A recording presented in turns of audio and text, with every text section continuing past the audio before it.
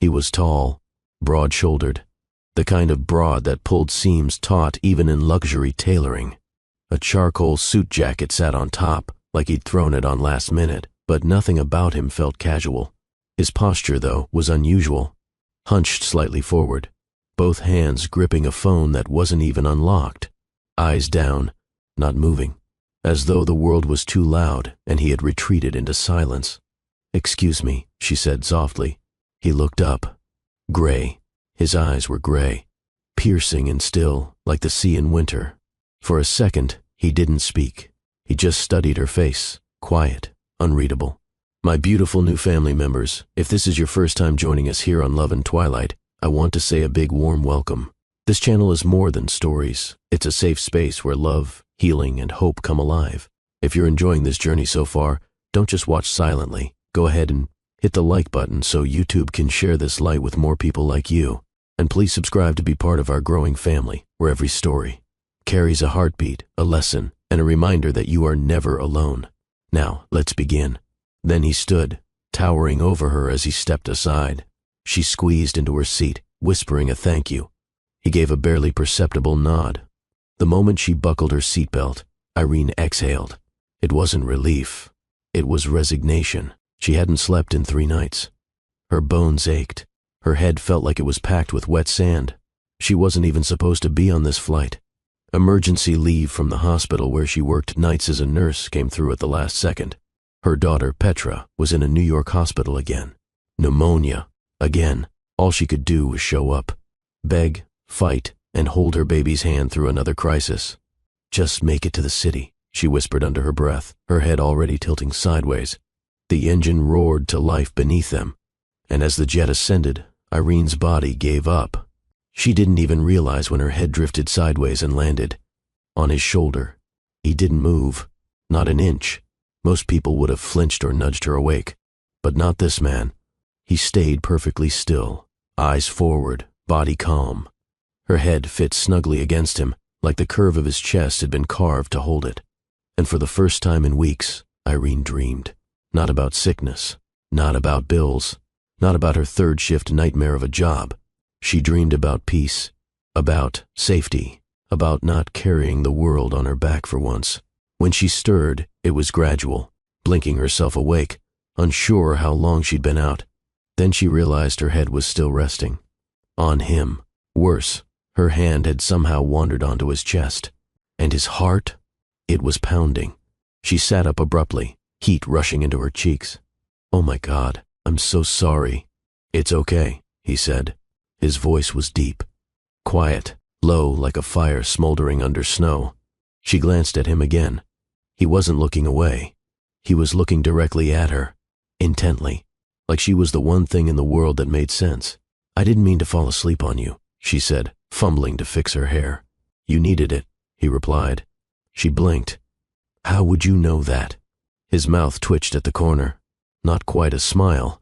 "I can tell." Then, silence. Unbearable, until she caught another glimpse of him. His face. She knew that face. From newspapers, magazines, screens in hospital waiting rooms and investor conference clips. No smile. Just eyes that had seen too much and lips too rarely used. "You're—" she began, already knowing the answer. He nodded once. "Yes." Her mouth dropped open. "Oh my God, I didn't know. I didn't recognize." "It's fine," he interrupted gently. "No, it's not. Logan Vale?" He looked pained, just briefly. Yes. Irene felt a wave of nausea. She had just drooled on one of the richest men alive. She stared at him, in horror. "I'm so sorry. I didn't mean to." "I liked it," he said. That shut her up. His voice dropped lower. It was peaceful. He hesitated, then added, "You haven't slept in days, have you?" That did it. Her eyes welled instantly. She turned her face to the window, but not fast enough. She couldn't hide the tears that slipped free. "My daughter's in the hospital," she whispered. "I'm just trying to get to her." He didn't ask more, didn't press, didn't try to fix her. Instead, he pressed the steward call button. The flight attendant approached quickly. "Yes, Mr. Vale?" "Divert us," he said. "Manhattan Executive Airfield." I want a black Maybach waiting. Notify Westbridge Pediatrics for very important person emergency intake. The attendant blinked. Right away, sir. Irene stared at him like he'd just recited a foreign language. What are you doing? She asked. You said your daughter's in the hospital. She blinked at him. Yes, but you're with me now, he said simply. She gets what I get. The jet began descending far earlier than expected. Irene looked out the window, confused. This isn't JFK, she said slowly. No, Logan replied. It's Westbridge Executive Airfield. Less traffic. Closer to the hospital. She swallowed hard. But how do you even do that mid-flight? He didn't respond. He simply reached down, unbuckled, and stood as the seatbelt light blinked off.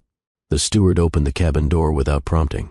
Outside, the sleek black Maybach awaited, engine already purring, rear door held open by a sharply dressed assistant.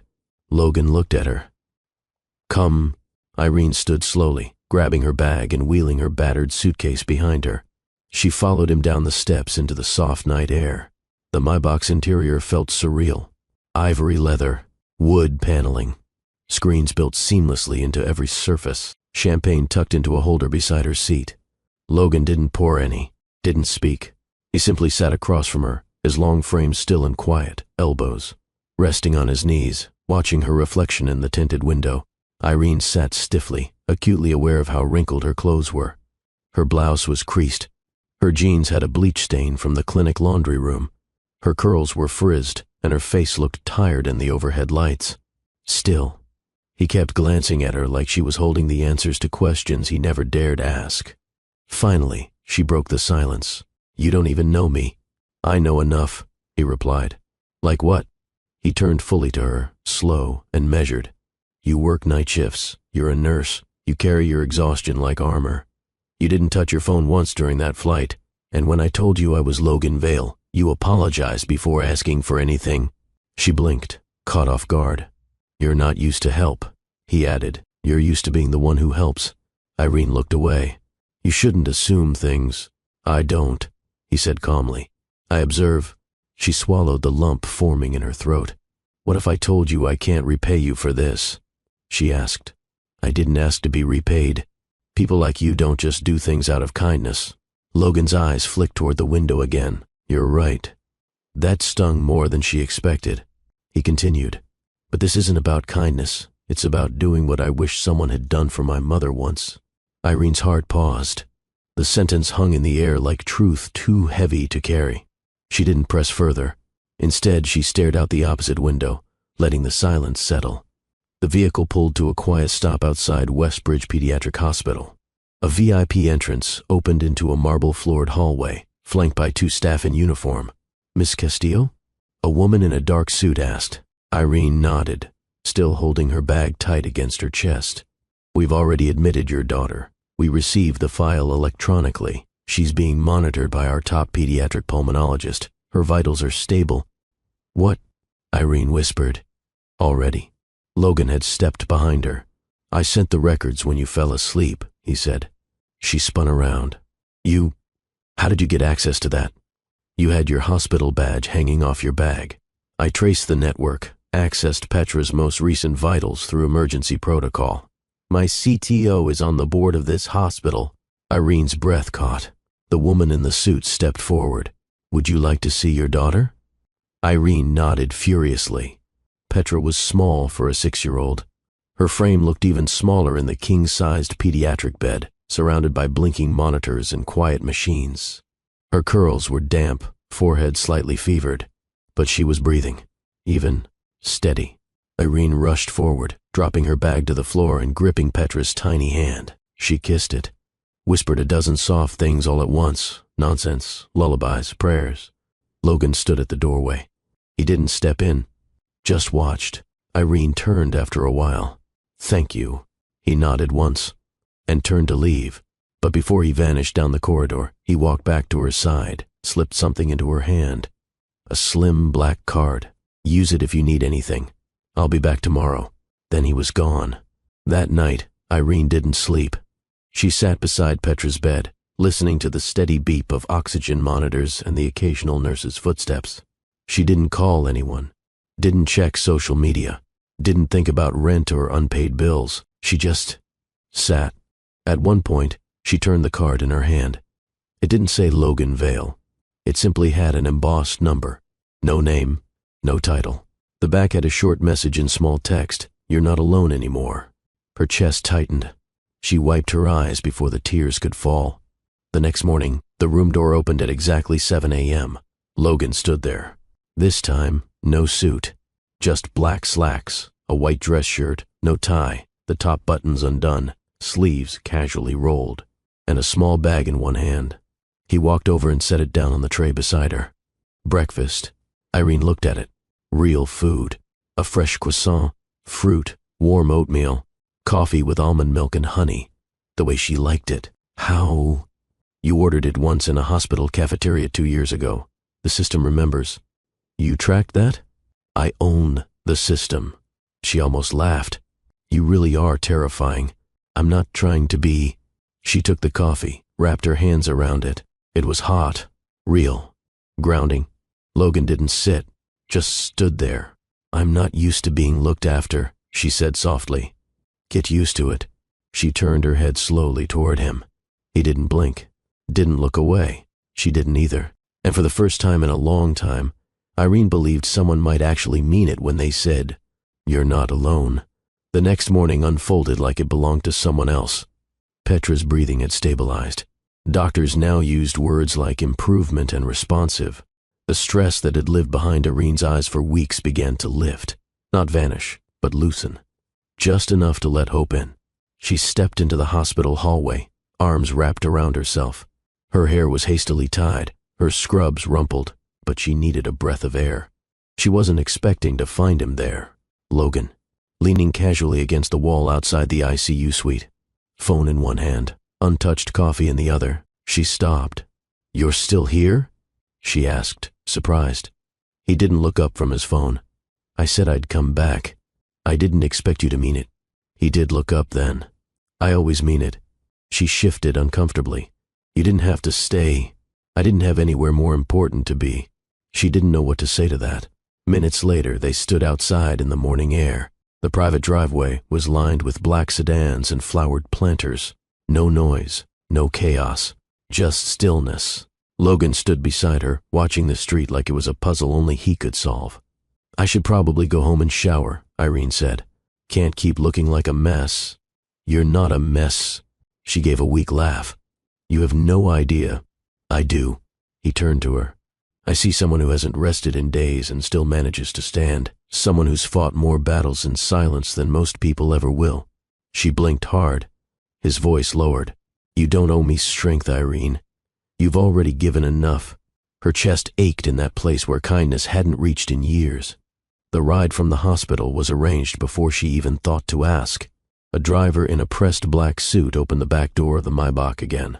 Logan didn't even glance at him, just gestured for Irene to get in. "You don't have to do this," she said, half protesting. "You keep saying that," Logan replied, as if it's a bad thing to be helped. She bit her lip but climbed in. He followed her. The doors closed. Silence fell again. But it wasn't uncomfortable anymore. It was loaded, not with tension, but possibility. "Where are we going?" she asked finally.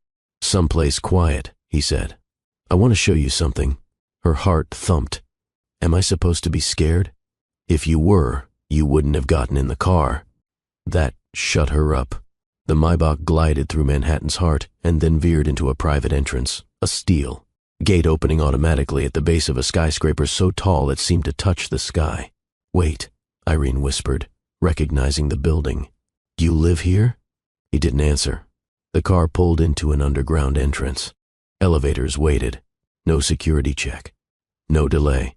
Just silent efficiency. Inside the elevator, Logan pressed the top floor. They rode in silence. The higher they went, the more she felt like she was being lifted into someone else's world. And in truth, she was.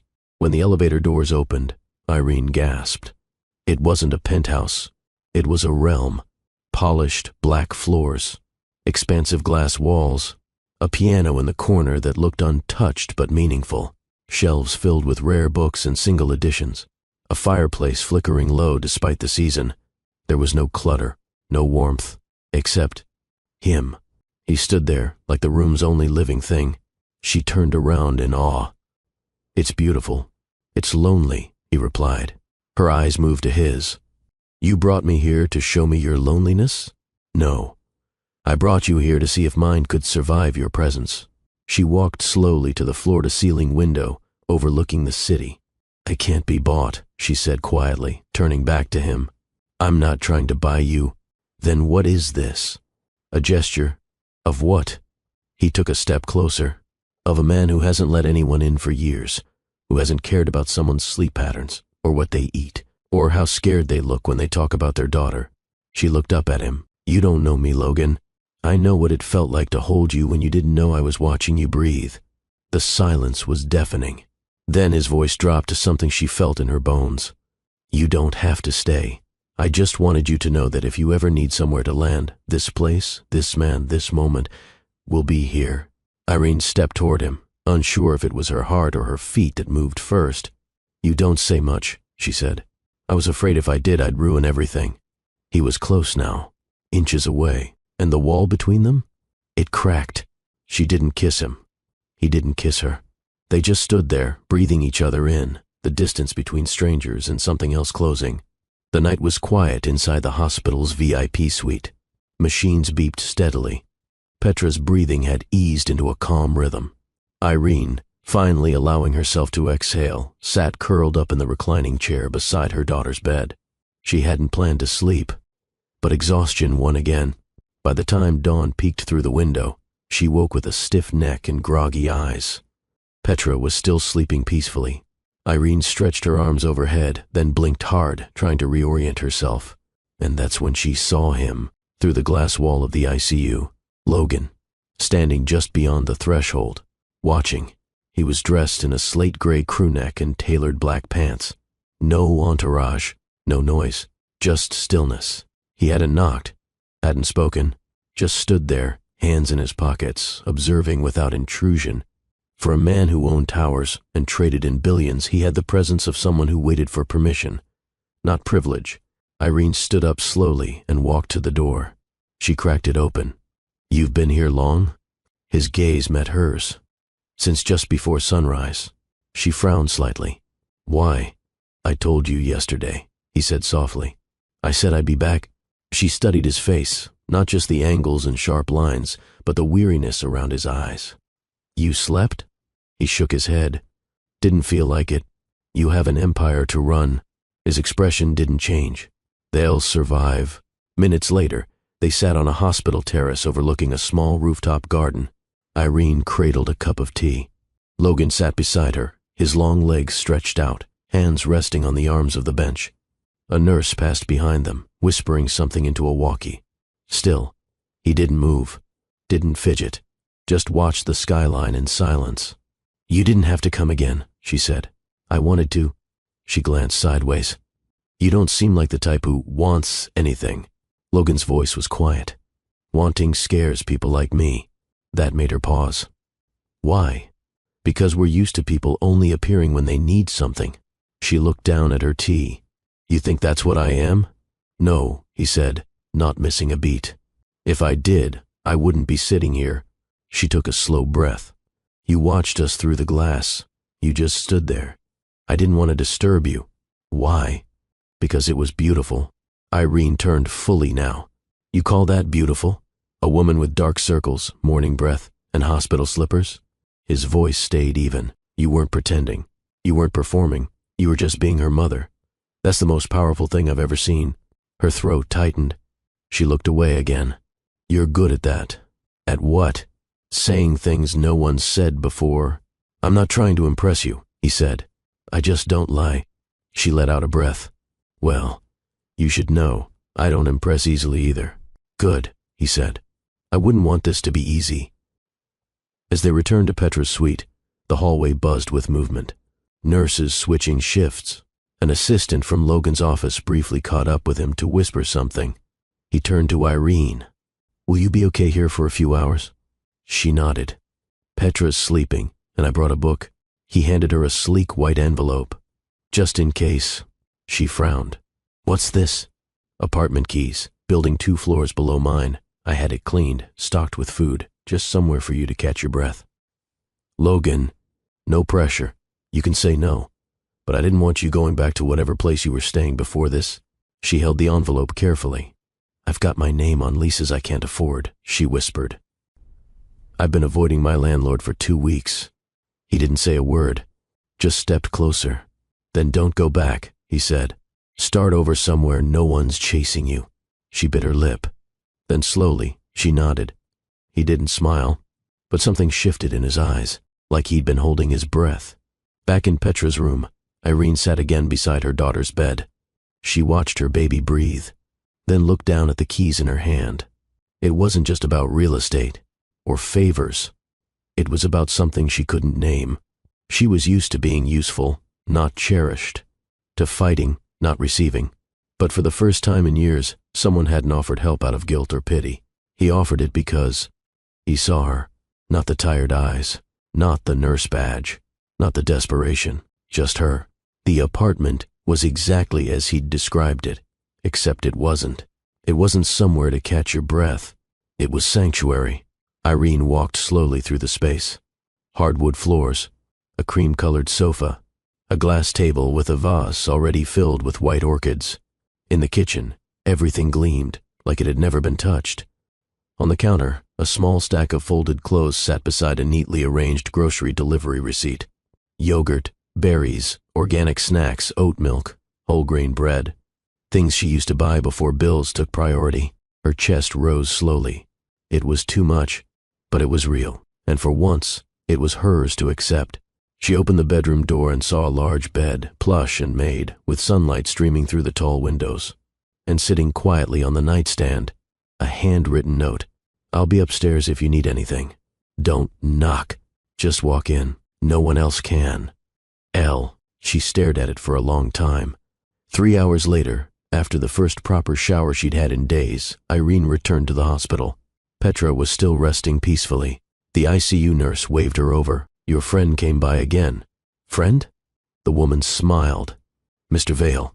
He brought this.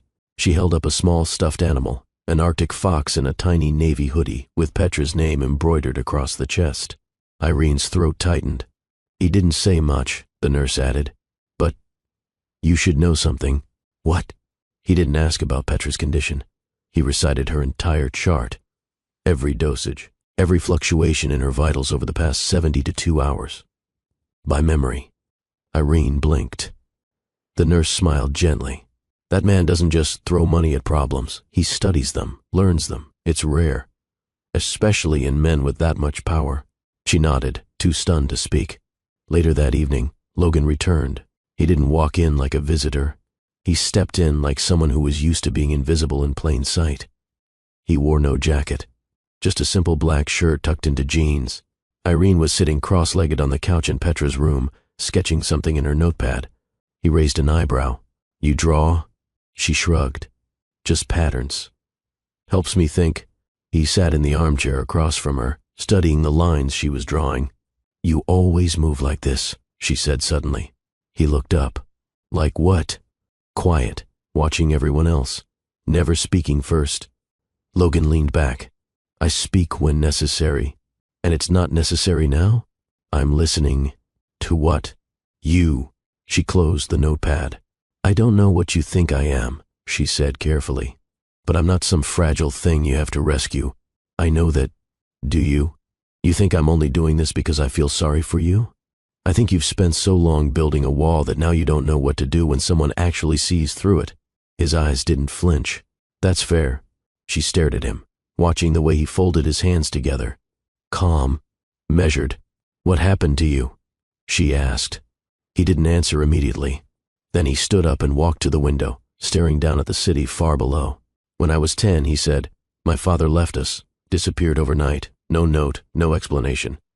My mother worked 3 jobs. We lived in a 1-bedroom apartment over a laundromat in Queens. She stayed silent, letting him continue. By 16, I was coding illegally for hedge funds. By 21, I was being sued by 2 governments. By 25, I'd already made my first billion. And by 30, I'd lost most of my friends to envy, greed, or fear. He turned to face her. I stopped letting anyone in because it was easier than being left. She stood up slowly. You know, she said, you're not the only one who's been abandoned. I know.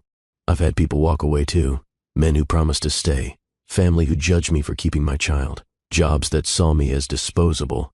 She stepped closer. We've both been alone, Logan. But alone doesn't have to be permanent. His jaw twitched.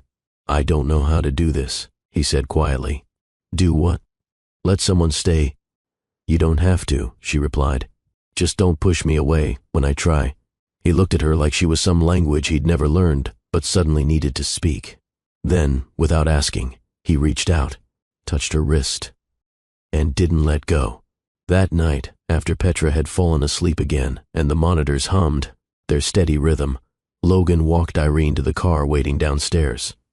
They didn't speak, not in the elevator, not in the lobby, not until they were back in the car. I didn't thank you, she said softly. For what? For remembering everything about my daughter, for making this easier. Logan shook his head. I didn't do it to be thanked. Why did you do it? He didn't look at her. Instead, he stared out the window. I think I was waiting, he said. For what? For someone who would see me. Not the money, not the empire, just me. And now? He turned to her slowly. I think I found her. She didn't answer. Didn't have to. Her hand found his. And for once, he didn't pull away. The rooftop garden was quiet. High above the traffic and the chaos, it offered a different kind of stillness, one that came not from silence, but from presence.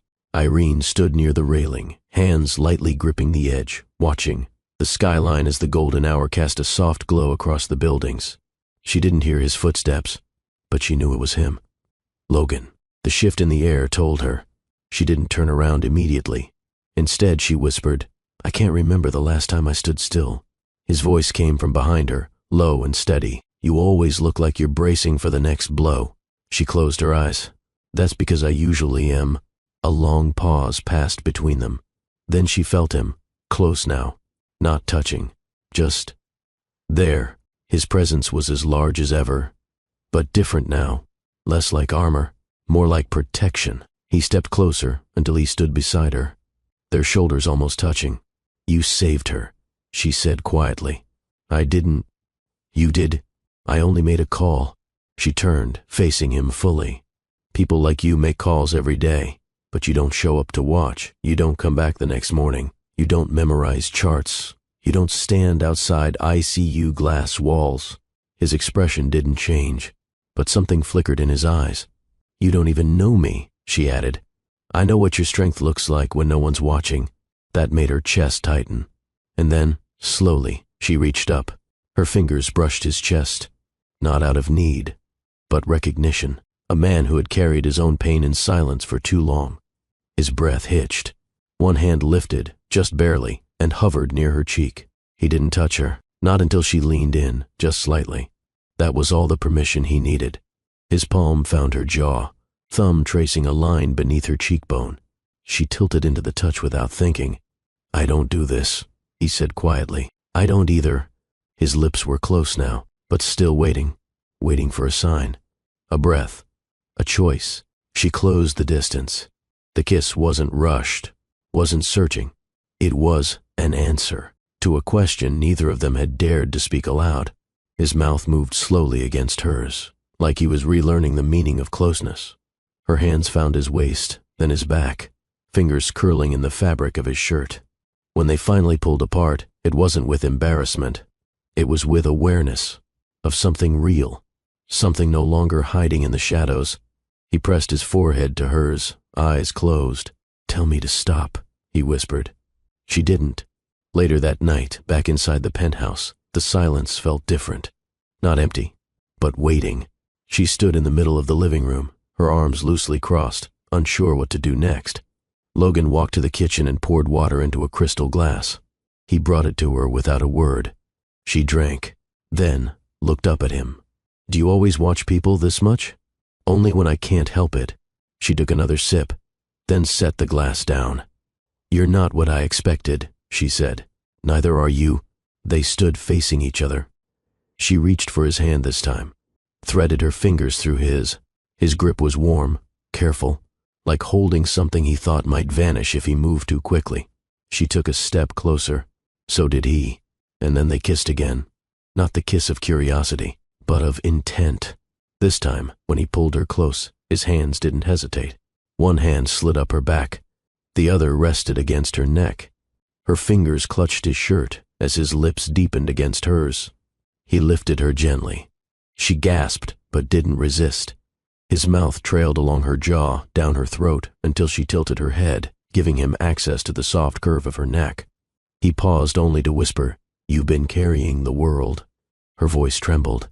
"Let me carry something too." He drew her against him with a tenderness that made her knees weaken. And then he carried her, down the hallway, through the open door of his bedroom. He didn't rush. He didn't ask again. He just placed her on the bed with reverence, like someone setting down something sacred. And for the first time in years, Irene didn't feel responsible for anyone else. Not for the world. Not for survival. Just for being fully, unapologetically present. With him. Morning sunlight crept in through the wall of glass. The city below stirred to life, unaware that on the 80th floor of one of its tallest buildings, everything had shifted. Irene blinked slowly, disoriented at first. She wasn't in a cramped apartment. She wasn't in the hospital recliner. And she wasn't alone. She was wrapped in silk sheets that smelled faintly of him. Logan. The space beside her was empty, but the warmth remained. She sat up, letting the sheet slip down her shoulders. The room was minimalist but expensive, drenched in soft shadows and silence. Then she heard it, quiet footsteps in the distance. Moments later he appeared in the doorway, barefoot, sleeves rolled, a fresh shirt on. No tie, hair damp. "You're awake," he said. She nodded, brushing hair from her eyes. "How long have you been up?" "Couple hours." "Thinking?" He didn't answer. Instead, he stepped inside, holding a mug of tea. You." She took it carefully, fingers brushing his. "Thank you." He sat at the edge of the bed, not touching her. She sipped slowly, eyes on him. "I don't do this," she said quietly. He met her gaze. "I know. It's not a habit, not something I'm good at. I didn't expect it to be." She searched his face for anything that hinted at regret.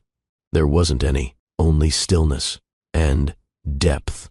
"I thought maybe you'd act different this morning," she admitted. "How?" Distant. Changed. His tone was even. "I don't say things I don't mean. You said very little last night. I meant all of it." That silence again. The kind that wasn't empty, but heavy. Then he stood, pacing slowly toward the window, looking out at the world he usually ruled from afar. "When I first built this place, I imagined I'd fill it with people," he said. "Business partners, women I'd impress, events, power." He turned to her. "But no one ever stayed long, not because I pushed them away, but because none of them ever saw past the glass." Her voice was soft. "You mean the view?" "I mean me." Irene rose from the bed, dragging the sheet along her body. She walked to where he stood and leaned her shoulder gently against his arm. "I don't need your skyline," she whispered. "I need your truth." He looked down at her. "You already have it." She tilted her head. "All of it?" "No. Not yet." They stood like that for a moment, quiet, close, steady. Then he turned, lifting her chin with his fingers. "You didn't run," he said. "You didn't give me a reason to." He leaned forward, kissed her again, this time slower, deeper. When he pulled away, his voice was lower. "Let me show you something." She followed him through the penthouse, past the clean lines of the living room and into a corridor she hadn't noticed before. He unlocked a door at the very end. It opened to something unexpected. A room with no windows, no lights, just walls lined with digital screens, security feeds, data projections, code flowing across displays. A command center. "Is this your office?" she asked. "No," he said. "It's the part of me I never show." She walked slowly around the space. Her reflection flickered in the screens. "You live in the clouds," she murmured, "and watch everything from above." "Why show me this?" "Because if I'm going to let anyone in, it should be the person who fell asleep on my shoulder without asking for anything." She stopped and turned to him. "That night," she said, "I thought I was alone. But your stillness, it felt like someone had drawn a line around me and said, nothing can hurt her now." He stepped closer. That's what I was trying to do. You did. He didn't smile, but his hand found her waist. She reached for his wrist, feeling the slow, strong pulse there. And for the first time he looked less like a man who ran empires and more like one who was terrified of losing something fragile. Later that afternoon, they sat together on the penthouse balcony, watching the sunset fall between the buildings. Irene leaned into his side, bare feet tucked beneath her. You know, she said, I used to think rich men were all the same. He glanced at her. And now? You're still ridiculous, she said, but different. Because I let you in? No, she said, because you never tried to keep me out.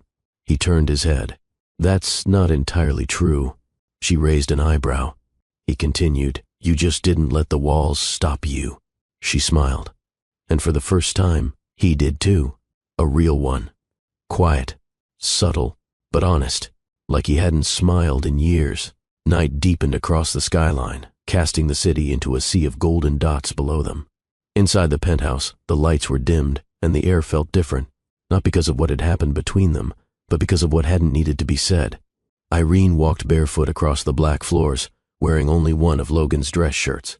It swallowed her frame, but the comfort of it warmed her more than silk ever could. She found him in the kitchen. He was pouring sparkling water into 2 glasses, sleeves rolled up again, eyes focused on the bubbles rising. You never sleep, do you? She asked, leaning against the marble counter. I rest, he said, but not easily. She tilted her head. You live in a palace and don't know peace? His jaw moved once before he answered.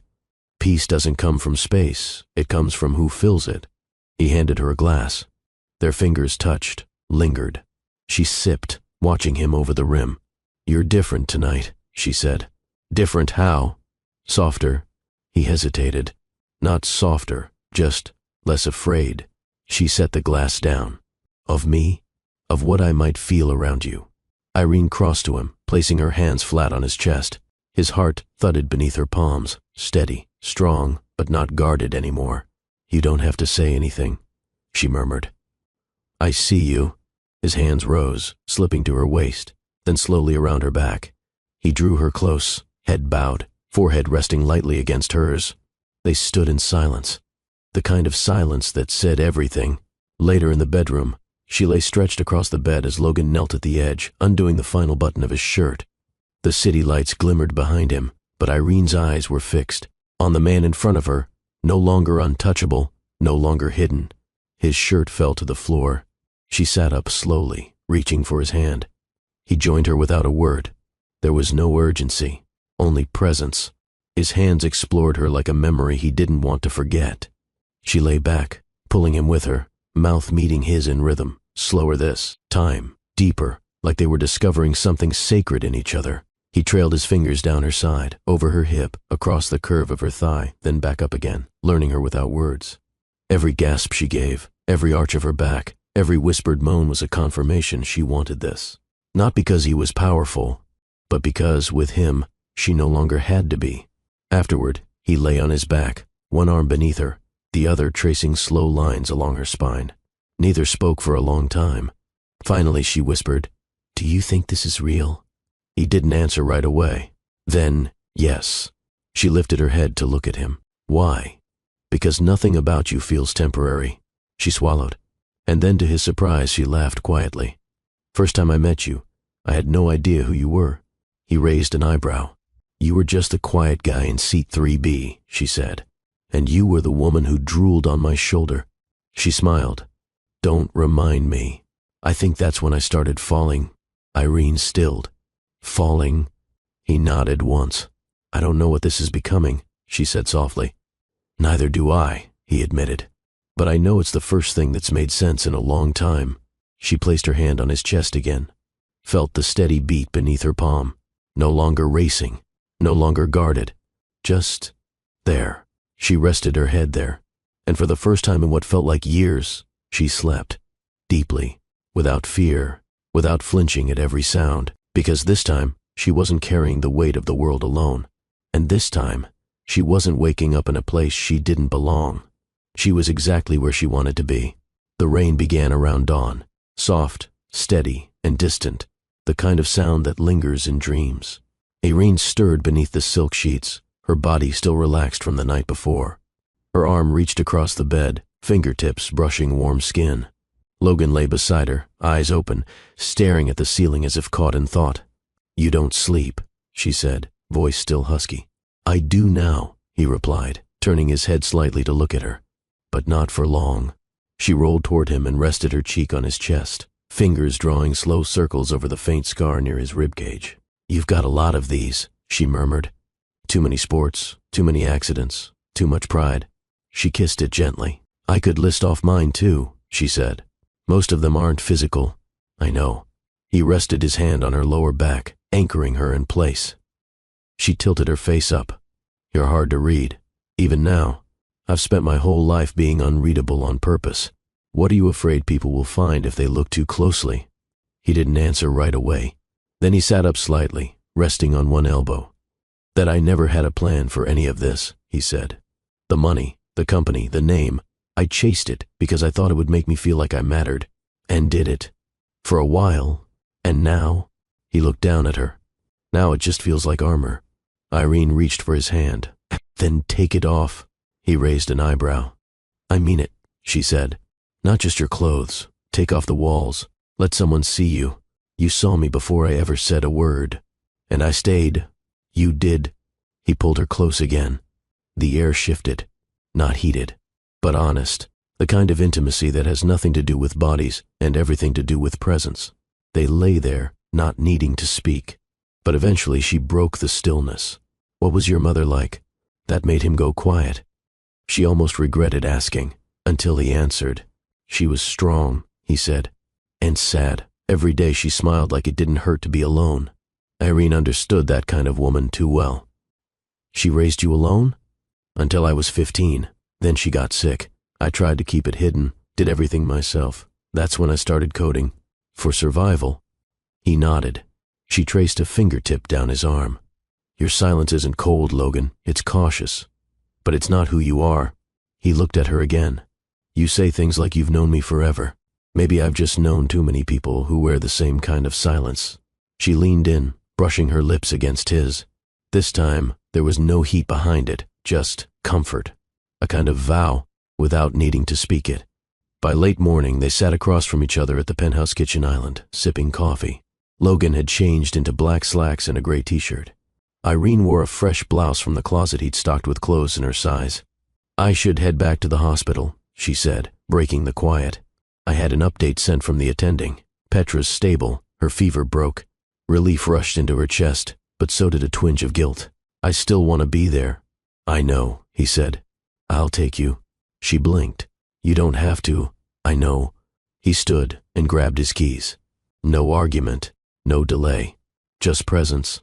The drive was quiet again, but it wasn't the kind of silence that felt awkward or heavy. It was simply theirs. When they pulled up to the hospital's private entrance, he opened her door before the driver could move. "I'll be in meetings most of the afternoon," he said. "But if anything changes, I'll call," she finished. He hesitated for a moment, then leaned down, pressed a kiss to her forehead. She touched his chest and walked inside. She spent them at Petra's bedside, speaking softly, helping the nurses, and stealing glances. At the hospital room door, though she never admitted to herself what she was hoping to see. By evening, Petra's eyes opened fully for the first time in days. "Mom?" Her voice rasped. "I'm right here, baby," Irene said, rushing to hold her hand. Petra blinked slowly. "Did we make it to New York?" "Yes. And that man—" "What man?" "The one who told me I was the strongest girl he'd ever seen. He said he knew you." Irene stilled. "He was here?" Petra nodded. "He brought me the fox." Irene looked at the toy beside the bed, then whispered, "He stayed." Her daughter's eyes closed again, but the faintest smile lingered on her lips. That night, Irene returned to the apartment below Logan's penthouse. The lights were soft. A fresh meal had been delivered, and a note waited on the counter. "I won't ask you to stay, but if you do, the door will always be open." She stared at it for a long time, then folded it neatly, and without another thought, she took the elevator upstairs. This time, she didn't knock. She didn't hesitate. She walked into his world like she belonged there. Because somewhere between exhaustion and grace, she already did. The morning Petra was discharged, the hospital suite felt unusually silent. Irene packed slowly, folding her daughter's small clothes into a bag with care. The doctors had cleared her for recovery at home, provided she remained under observation for a week. But there was no home to return to, not the one they'd left behind, and definitely not the one she stood in now. She zipped the bag and turned just as Logan appeared in the doorway. Dressed in a black half-zip and matching trousers, he looked relaxed but alert. One hand in his pocket, the other holding a folded paper from the hospital's chief of staff. "She's good to go," he said, offering it to Irene. "I know. Did you want me to arrange transport?" She hesitated. "Actually, I have to ask you something." His gaze didn't flinch. "Anything." Irene straightened. "You said you got us an apartment, but you never told me where it was." He stepped aside. 2 floors below mine. Her eyes narrowed. "You're serious?" "Yes." "You're putting me directly under your home?" He nodded once. "I thought about putting you on the same floor, but I figured you'd want space." Irene paused, processing. "It's not just about convenience, is it?" she asked quietly. "No. Then what?" "It's safety," he said. "Proximity. And if I'm honest, maybe a little selfish." She tilted her head. "I like knowing you're close," he admitted. Irene folded her arms. "What happens when this becomes complicated?" "It already is," he replied. "But I'm not afraid of complicated." Before she could respond, Petra's voice called from behind her. "Mom?" Irene turned. "Yes, baby?" Petra sat up, her curls a little messy, her cheeks finally showing color again. "Can he come with us?" she asked, pointing to Logan. He blinked. "With you?" "To the new place." Irene glanced between them. "He has a meeting soon." "It can wait," Logan interrupted. Petra tilted her head. "You're always in suits. Do you even know how to relax?" He actually smiled. "I'm learning." She studied him like a little detective. "Are you going to live with us?" "Not quite," Logan said gently. "But I'll be close by." Petra paused. "Okay," she said. "As long as you don't bring any loud shoes." Irene covered a laugh. Logan gave her a mock solemn nod. No loud shoes, understood. The new apartment wasn't just spacious. It was intentional. Warm tones filled the space. Light wood floors, soft gray furniture, kitchen stocked with essentials. Petra's room had already been set up with a twin bed, shelves for books, a desk in the corner, and a telescope on the balcony.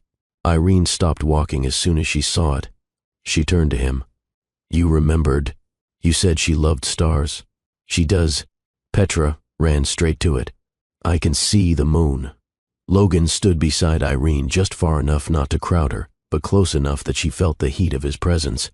"I thought you might both need a space that doesn't feel borrowed," he said. She turned slowly.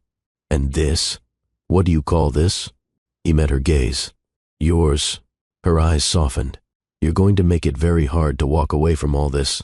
"I'm not asking you to stay because of the comfort," he said, "or the view, or what I can provide." "Then why?" "Because when Petra looked at me earlier, like I was someone she trusted without, needing a reason, I knew I couldn't pretend this was temporary anymore." Irene didn't answer. Didn't need to. She leaned forward and kissed him. Not a question, not a promise, just a moment. Honest, immediate, real. Petra fell asleep early that night, worn out from discharge paperwork and her first real meal in a week. Irene tucked her in and dimmed the lights. Logan stood in the hallway, watching them through the cracked door. "She's strong," he whispered as Irene stepped out. She had to be. They moved to the living room. She poured 2 glasses of water, handed one to him. They didn't sit far apart. "You could have sent anyone else to handle all this," she said. "I didn't want to. You know this feels dangerous." He nodded. "I've lived my entire life avoiding danger, and look where that got me. And where is that?" "Alone," he said quietly. "Until you—" Irene's fingers tightened slightly on her glass. "I'm not going to pretend I know where this is going," she said. "But I do know you make her smile. That counts for more than anything." He reached for her hand, held it. No pressure, just contact, something steady in a world that often wasn't. Then after a few minutes, she spoke again. She asked me earlier if you were going to be her new dad. Logan didn't flinch. What did you say? I said she should ask you herself. He leaned back slightly. That's not something I take lightly. I know. But if I'm being honest, he said, voice raw now, I haven't stopped thinking about what it would mean to deserve that. She stared at him, heart slowing. And then, she whispered, maybe you already do. The following morning, the apartment felt different, lighter, not because of the sun filtering in through the wide windows, but because Petra was laughing again. She sat cross-legged on the living room rug, building a spaceship out of colorful blocks, her hair in 2 uneven puffs. Logan knelt nearby, sleeves rolled up, tie discarded, watching with unusual focus as she explained where the control center would go. No, not there, she corrected gently. You have to balance it with this piece. He held up a curved panel. Like this? Exactly. She nodded, satisfied. Irene stood in the hallway, watching them both. She wasn't used to this stillness. Not in men, not in her daughter. Petra rarely let anyone into her make-believe world. But Logan wasn't just tolerated, he was welcome. And he wasn't pretending to be interested.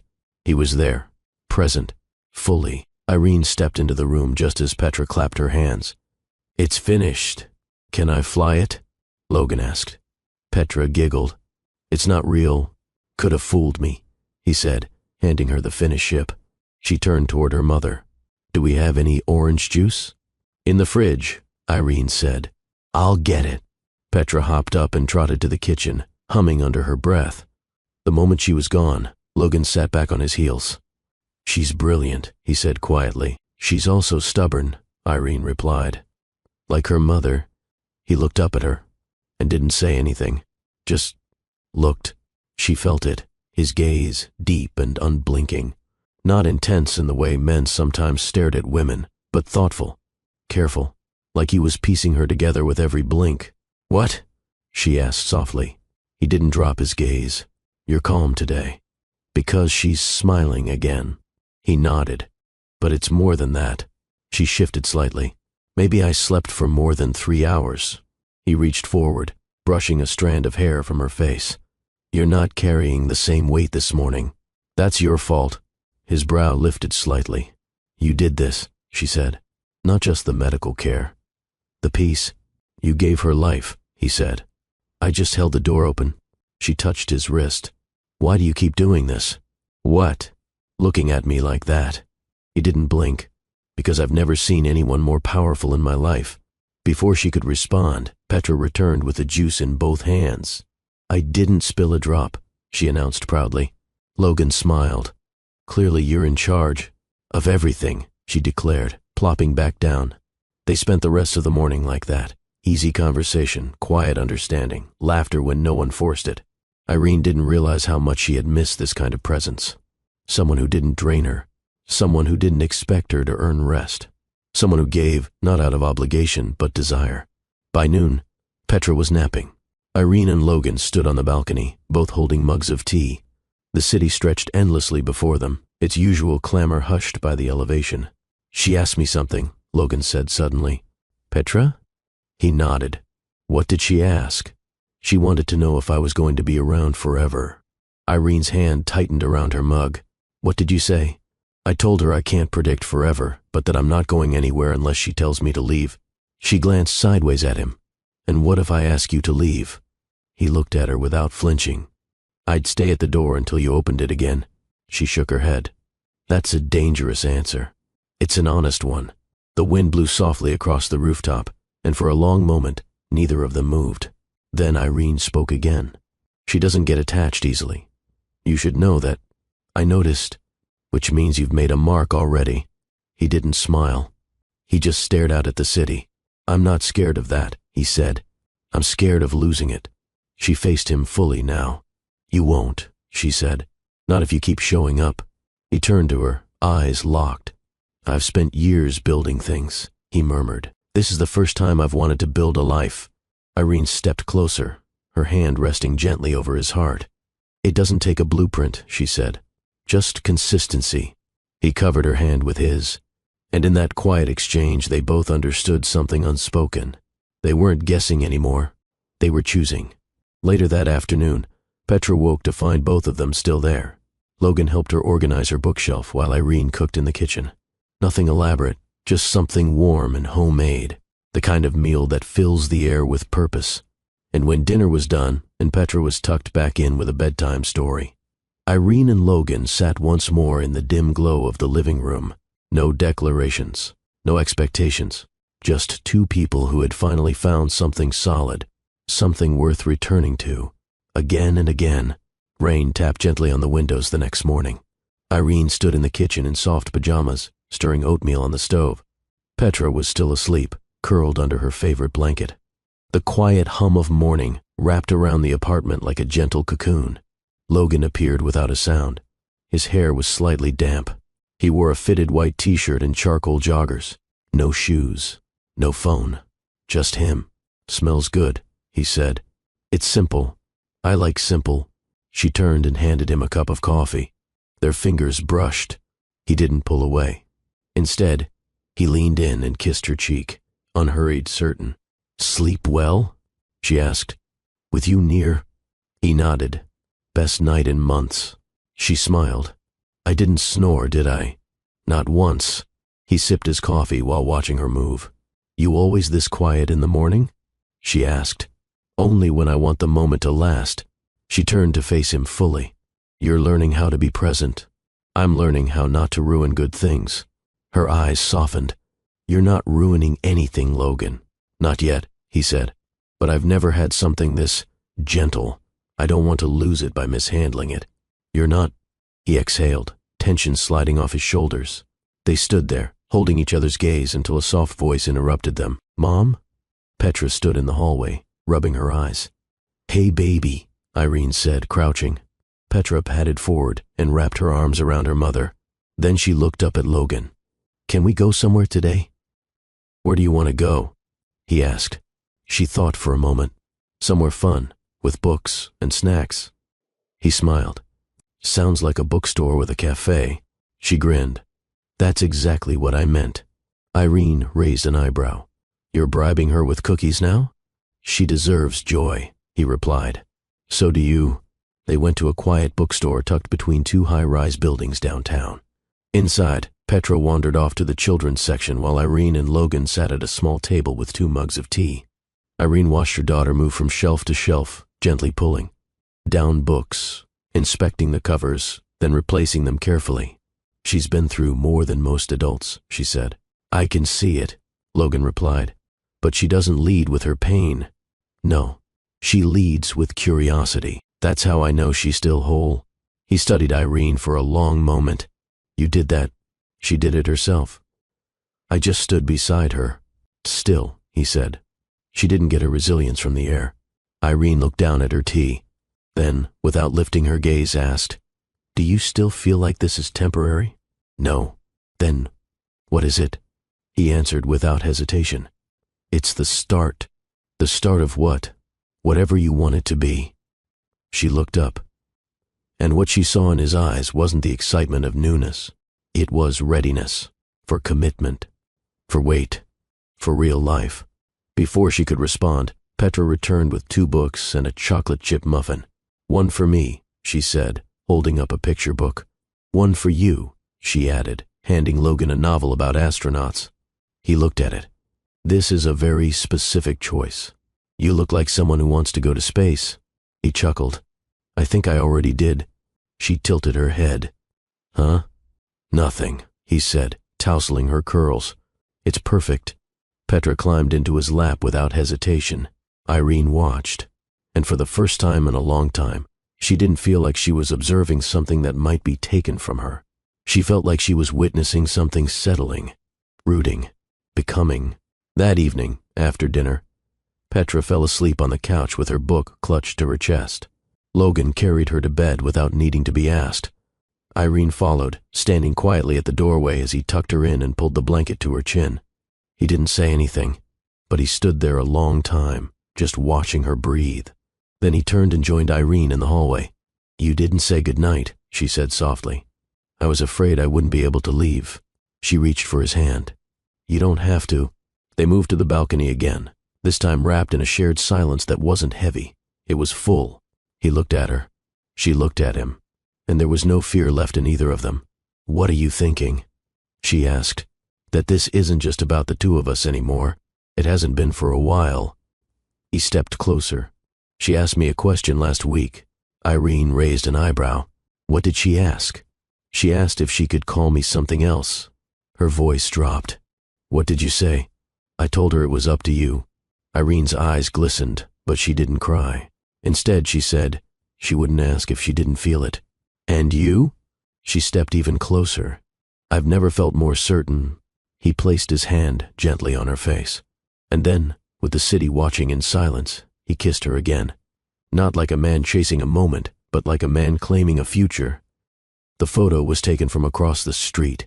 Logan in his charcoal overcoat, hand gently resting on Petra's back as she skipped beside him. Irene trailed just behind, smiling faintly, holding a paper bag of pastries. The moment was private, quiet, but the lens didn't care.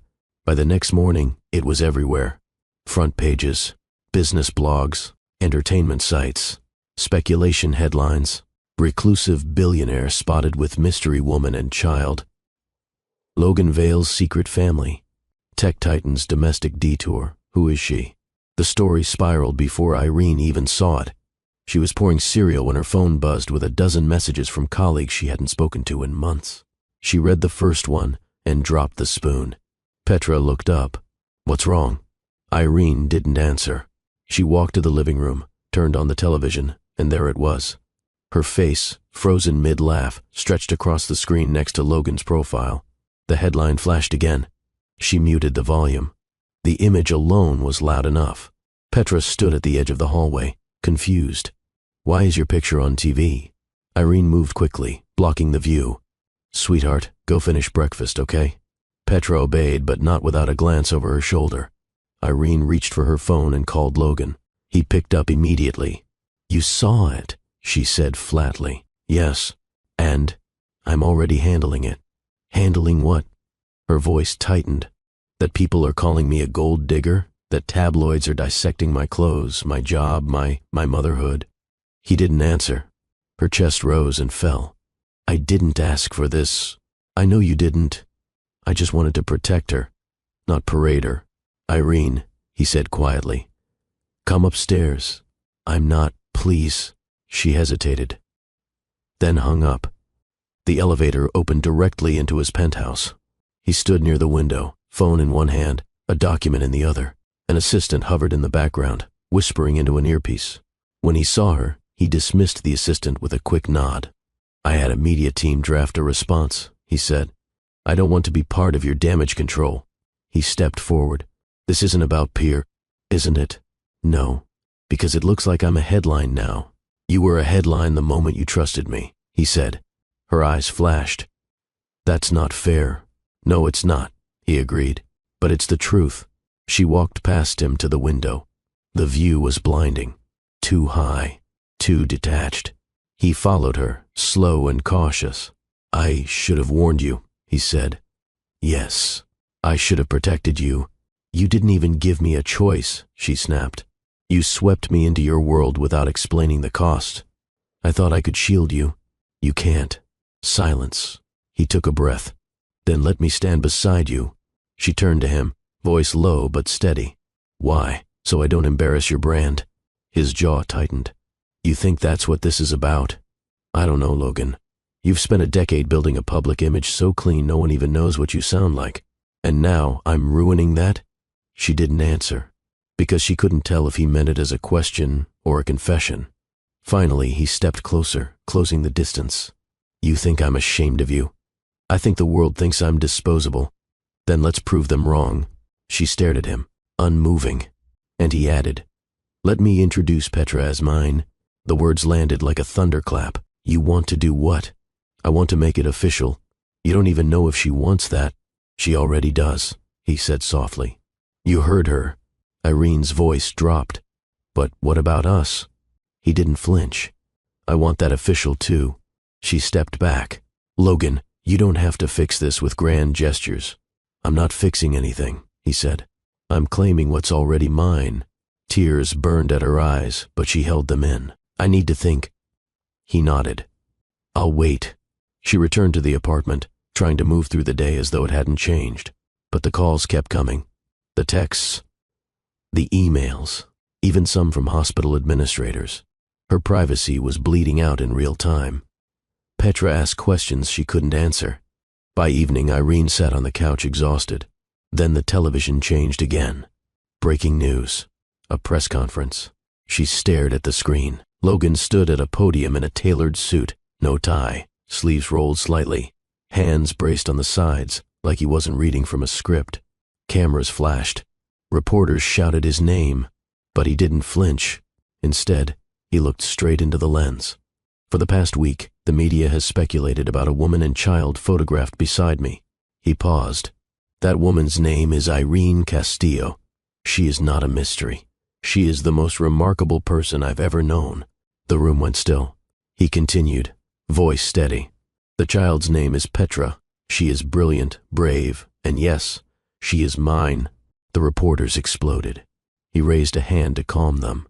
I have never made my personal life public, but I will not allow the woman I love, or her daughter, to be dissected by strangers without context. Love. He said it again. I love Irene Castillo, and I intend to spend the rest of my life proving that love publicly. The screen froze on his face, calm, unapologetic. Irene sat frozen, mouth parted slightly. Petra peeked over the couch arm. Mom? Irene looked at her slowly. Petra crawled up beside her and asked, Can I call him Dad now? Irene blinked fast. She nodded and held her daughter tight. Because in a single moment, with a single choice, Logan Vale changed all of their lives. The knock at the door came just after sunrise. Irene was already awake. She hadn't slept much. She opened the door slowly, not surprised to see him standing there. Logan, in jeans and a navy long-sleeve shirt, no assistants, no security. Just him. He held a thermos in one hand and a small paper bag in the other. I figured you didn't sleep, he said. You figured right. He held out the coffee. She took it. The bag held 2 croissants, still warm. Petra's still asleep, she murmured. Good. She needs it. They stood there a moment. Then she stepped aside and let him in. The living room felt smaller than usual. Or maybe it was just quieter. He sat across from her, elbows resting on his knees, hands folded. She remained on the couch, legs curled under her. I watched it, she said softly. I know. You said it, out loud, on every network. I meant every word. She stared into the thermos. That kind of attention. It doesn't just fade. I'm not trying to make it fade.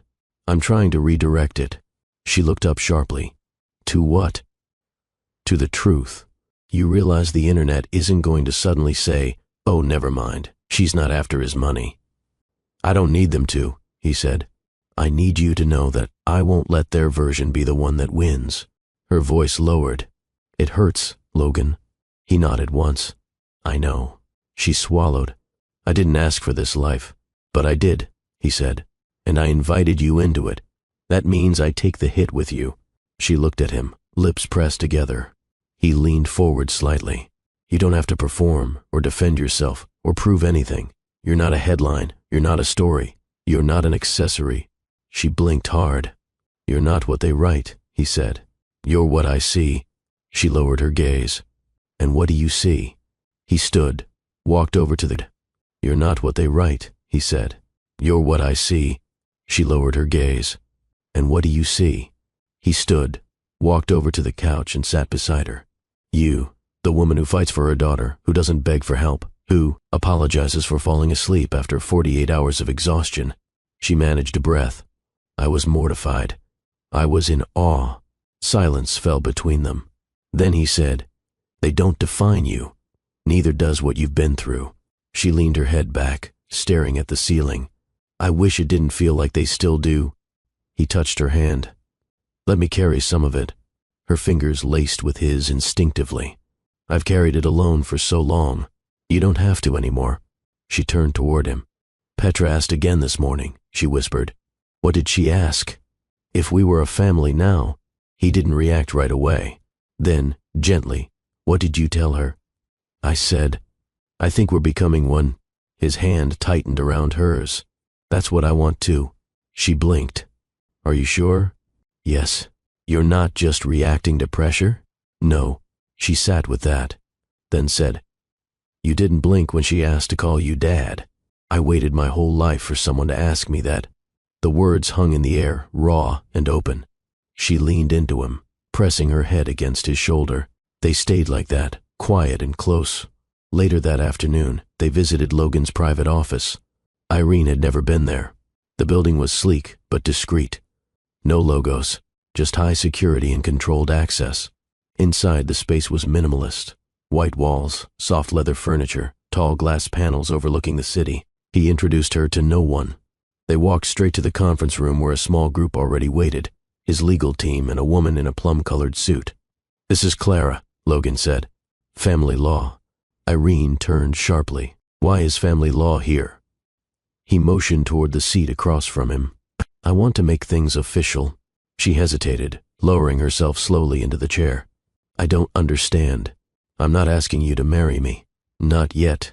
Her heartbeat stuttered. But I am asking for your permission to become Petra's legal guardian. She froze.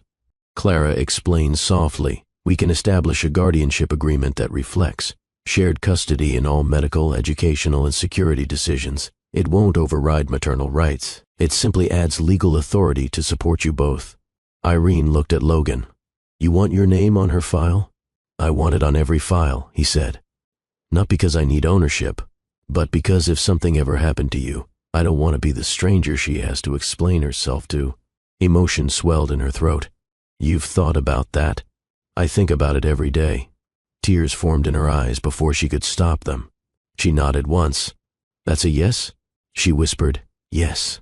Back at the apartment, Petra stood by the window, drawing stars on the glass with her finger. When Irene knelt beside her, she asked, Are we okay now? Irene wrapped her arms around her. Better than okay. Petra's voice was quiet. He's not going anywhere, right? Irene kissed her hair. No, baby. He's staying. Logan stepped into the room, holding a folder. Petra turned to him. He crouched down. I brought something. She took the folder, opened it slowly, and found a drawing inside. 3 stick figures, one tall, one medium, one small, all holding hands. Above them, a little speech bubble from the smallest one. It read, My family. Petra looked up at him. You drew this? I tried. She stared at the paper, then hugged him without a word. And for the second time in a week, Logan Vale cried, not out of pain, but because the thing he thought he'd never have was now his, to protect. The media stage was already set when they arrived. A deep blue curtain hung behind the polished podium. A row of spotlights was carefully angled. Rows of seats had filled quickly with journalists, influencers, and corporate executives. Every major outlet had sent someone. Everyone wanted to hear what Logan Vale would say next. But this time, he wouldn't be standing alone. Backstage, Irene stood beside him, heart racing. Her hand clutched Petra's as cameras flashed just beyond the curtain. You don't have to do this, she said, voice quiet but firm. I do, Logan replied, adjusting the cuffs of his black shirt. For both of you. She glanced down at Petra, who stood calmly between them, holding her stuffed Arctic fox under one arm. Are you nervous? Irene asked her daughter. Petra grinned. Nope. I look fancy. She did. A pale pink dress, braided hair, new shoes. Logan knelt beside her, eye level. You remember what we talked about? Petra nodded. Smile. Be myself. Don't wave too much. Perfect. He stood, met Irene's eyes. Ready? She drew in a breath and nodded. As they stepped onto the stage, a hush fell over the crowd. Logan moved to the podium first. He didn't speak right away. He placed both hands on the edges, anchoring himself. No notes, no script. Only truth. I've spent most of my life avoiding the spotlight, he began, even while standing in it. He glanced over his shoulder. Irene and Petra stood to the side, just enough to be seen but not exposed. But there are moments, he continued, where privacy becomes secondary to clarity.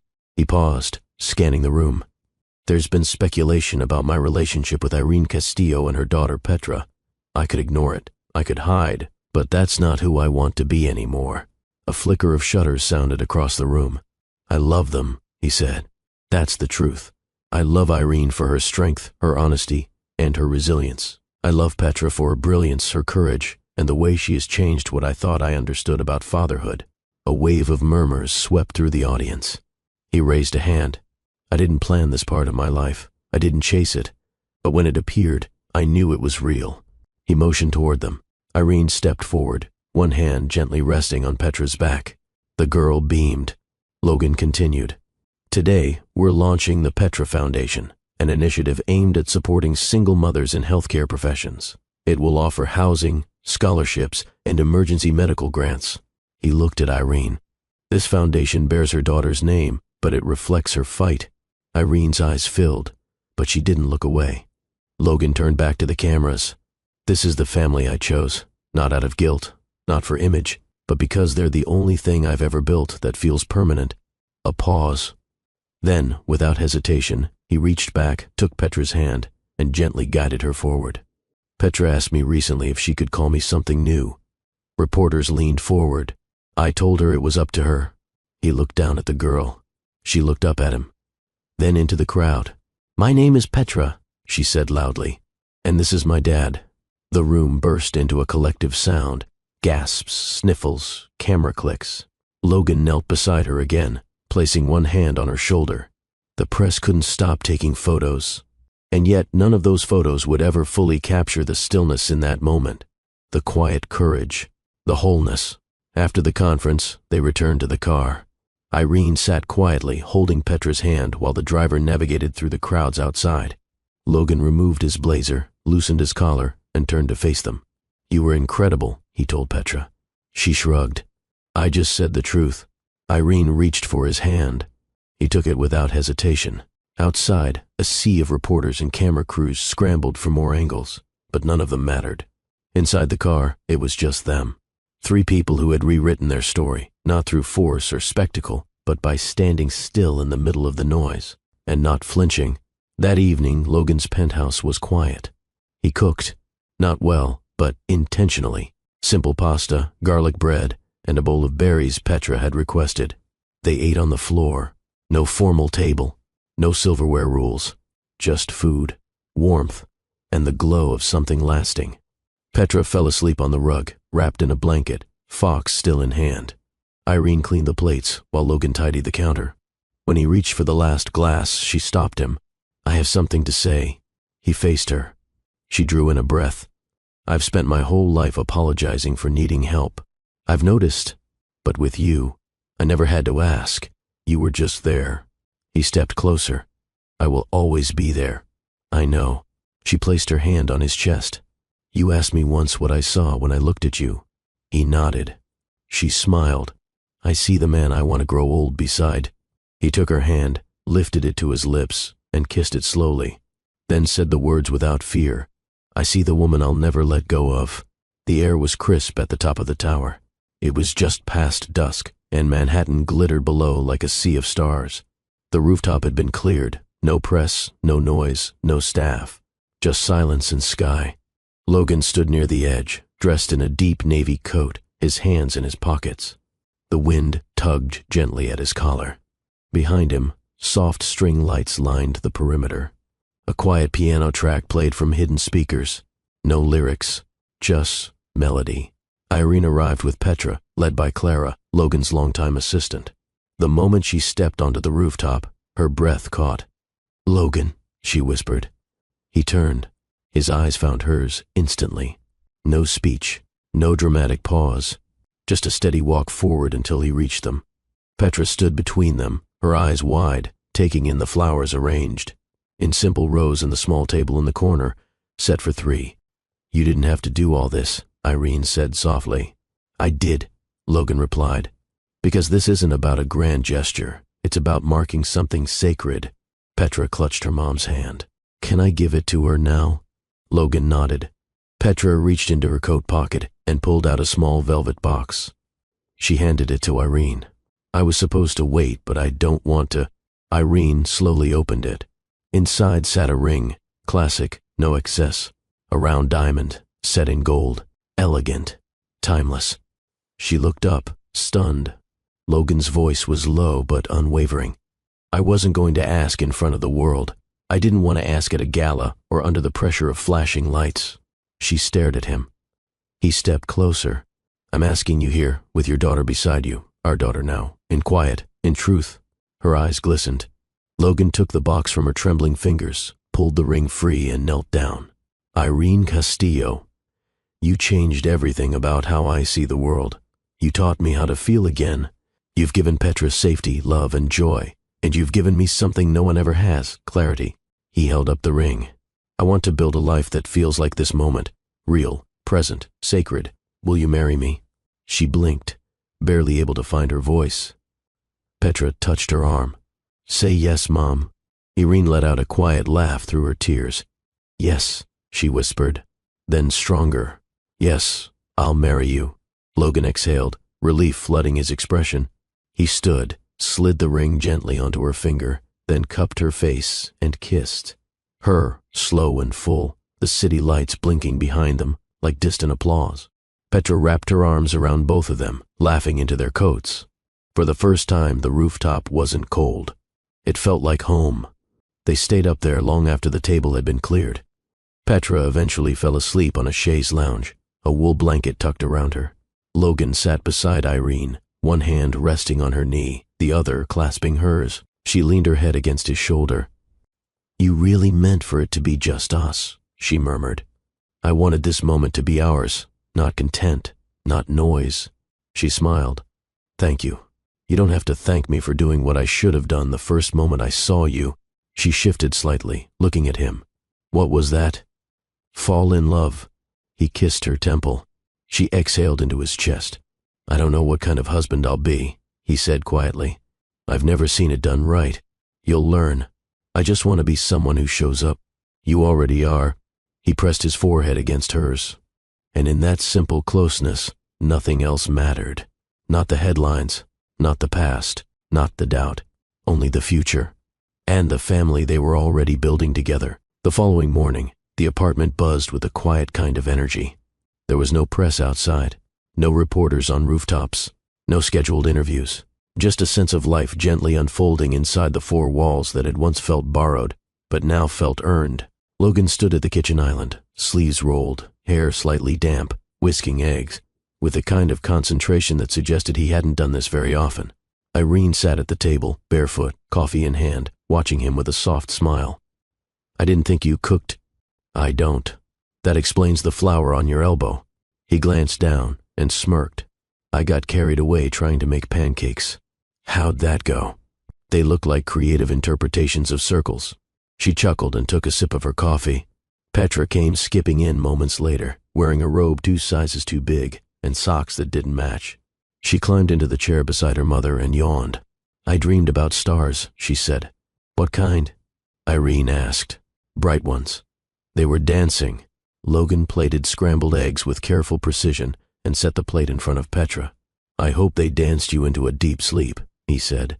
They did. One of them winked at me. He placed a second plate in front of Irene and then sat down beside them with his own. There were no speeches, no phones, no discussions about board meetings or foundations, just breakfast and warmth. Later that day, Logan returned to Vail Industries headquarters for the first time since the press conference. The executive floor was busier than usual, but silent when he entered. His assistant, Jamal, stood from behind his desk. Everyone's waiting. Logan nodded. Let's not keep them. The boardroom was full. 12 chairs, polished wood, floor-to-ceiling glass overlooking the skyline. Logan entered, placed his phone on the table, and remained standing. I know you've all seen the headlines, he began, so I won't rehash them. Some of the directors exchanged glances. I'm not here to ask for your approval. I'm here to confirm the direction of this company, one that reflects not just profit but purpose. He scanned the room. I built this company in my own image, cold, quiet, controlled. But that image has changed. I've changed. No one moved. Then he added, not because of a PR strategy, but because someone reminded me what it means to feel like a person again. A pause. She made me human. A few board members lowered their eyes. He continued, I'm restructuring portions of our philanthropy division. expanding outreach to underserved medical workers and their families. I'm also taking on fewer public events and delegating day-to-day operations to the people in this room I trust. Jamal passed out a folder to each person at the table. Inside, details of the Petra Foundation's joint collaboration with Vale Industries. You're not losing me, Logan said. You're getting the best version of me. He sat. The silence lingered for several seconds. Then one of the older directors, Ms. Rowland, spoke first. She must be extraordinary. She is. Rowland nodded slowly. Then it's about time. No objections followed. That evening, Irene stepped into Logan's private office for the first time. He stood behind his desk, sleeves rolled again, tie draped over the back of a chair. She looked around. Bookshelves lined with first editions, models of spacecraft and vintage cameras. A framed photo of Petra tucked neatly beside a small figurine Irene didn't recognize. You've hidden this place from me, she said. I wasn't ready to show it. Why now? Because I want you to see all of me, not just the part that looks good in candlelight. She walked toward the desk and ran her fingers along the edge. I've been in so many rooms where I didn't belong, she said. You belong in this one. She looked at him. You're sure? He crossed to her, pulling her gently into his arms. I'm sure of two things, he said quietly. You saved me from a life I didn't know was starving me. And the second? You don't owe me anything for it. She rested her head against his chest. I'm not trying to fix you, Logan. I know. I just want to walk beside you. He held her tighter. Then don't let go. I wasn't planning to. Later, as they walked Petra home from her science club meeting, Irene noticed something different. Not about Logan. About Petra. She was more animated. Her steps lighter. Her laughter louder. When they reached the lobby of the building, Petra tugged at Irene's coat. Mom? Yes? Can I ask you something kind of important? Irene knelt. Always. Are we still just visitors in his world? Irene blinked. No, she said gently. We're home. Petra smiled, then reached for Logan's hand. He took it without hesitation.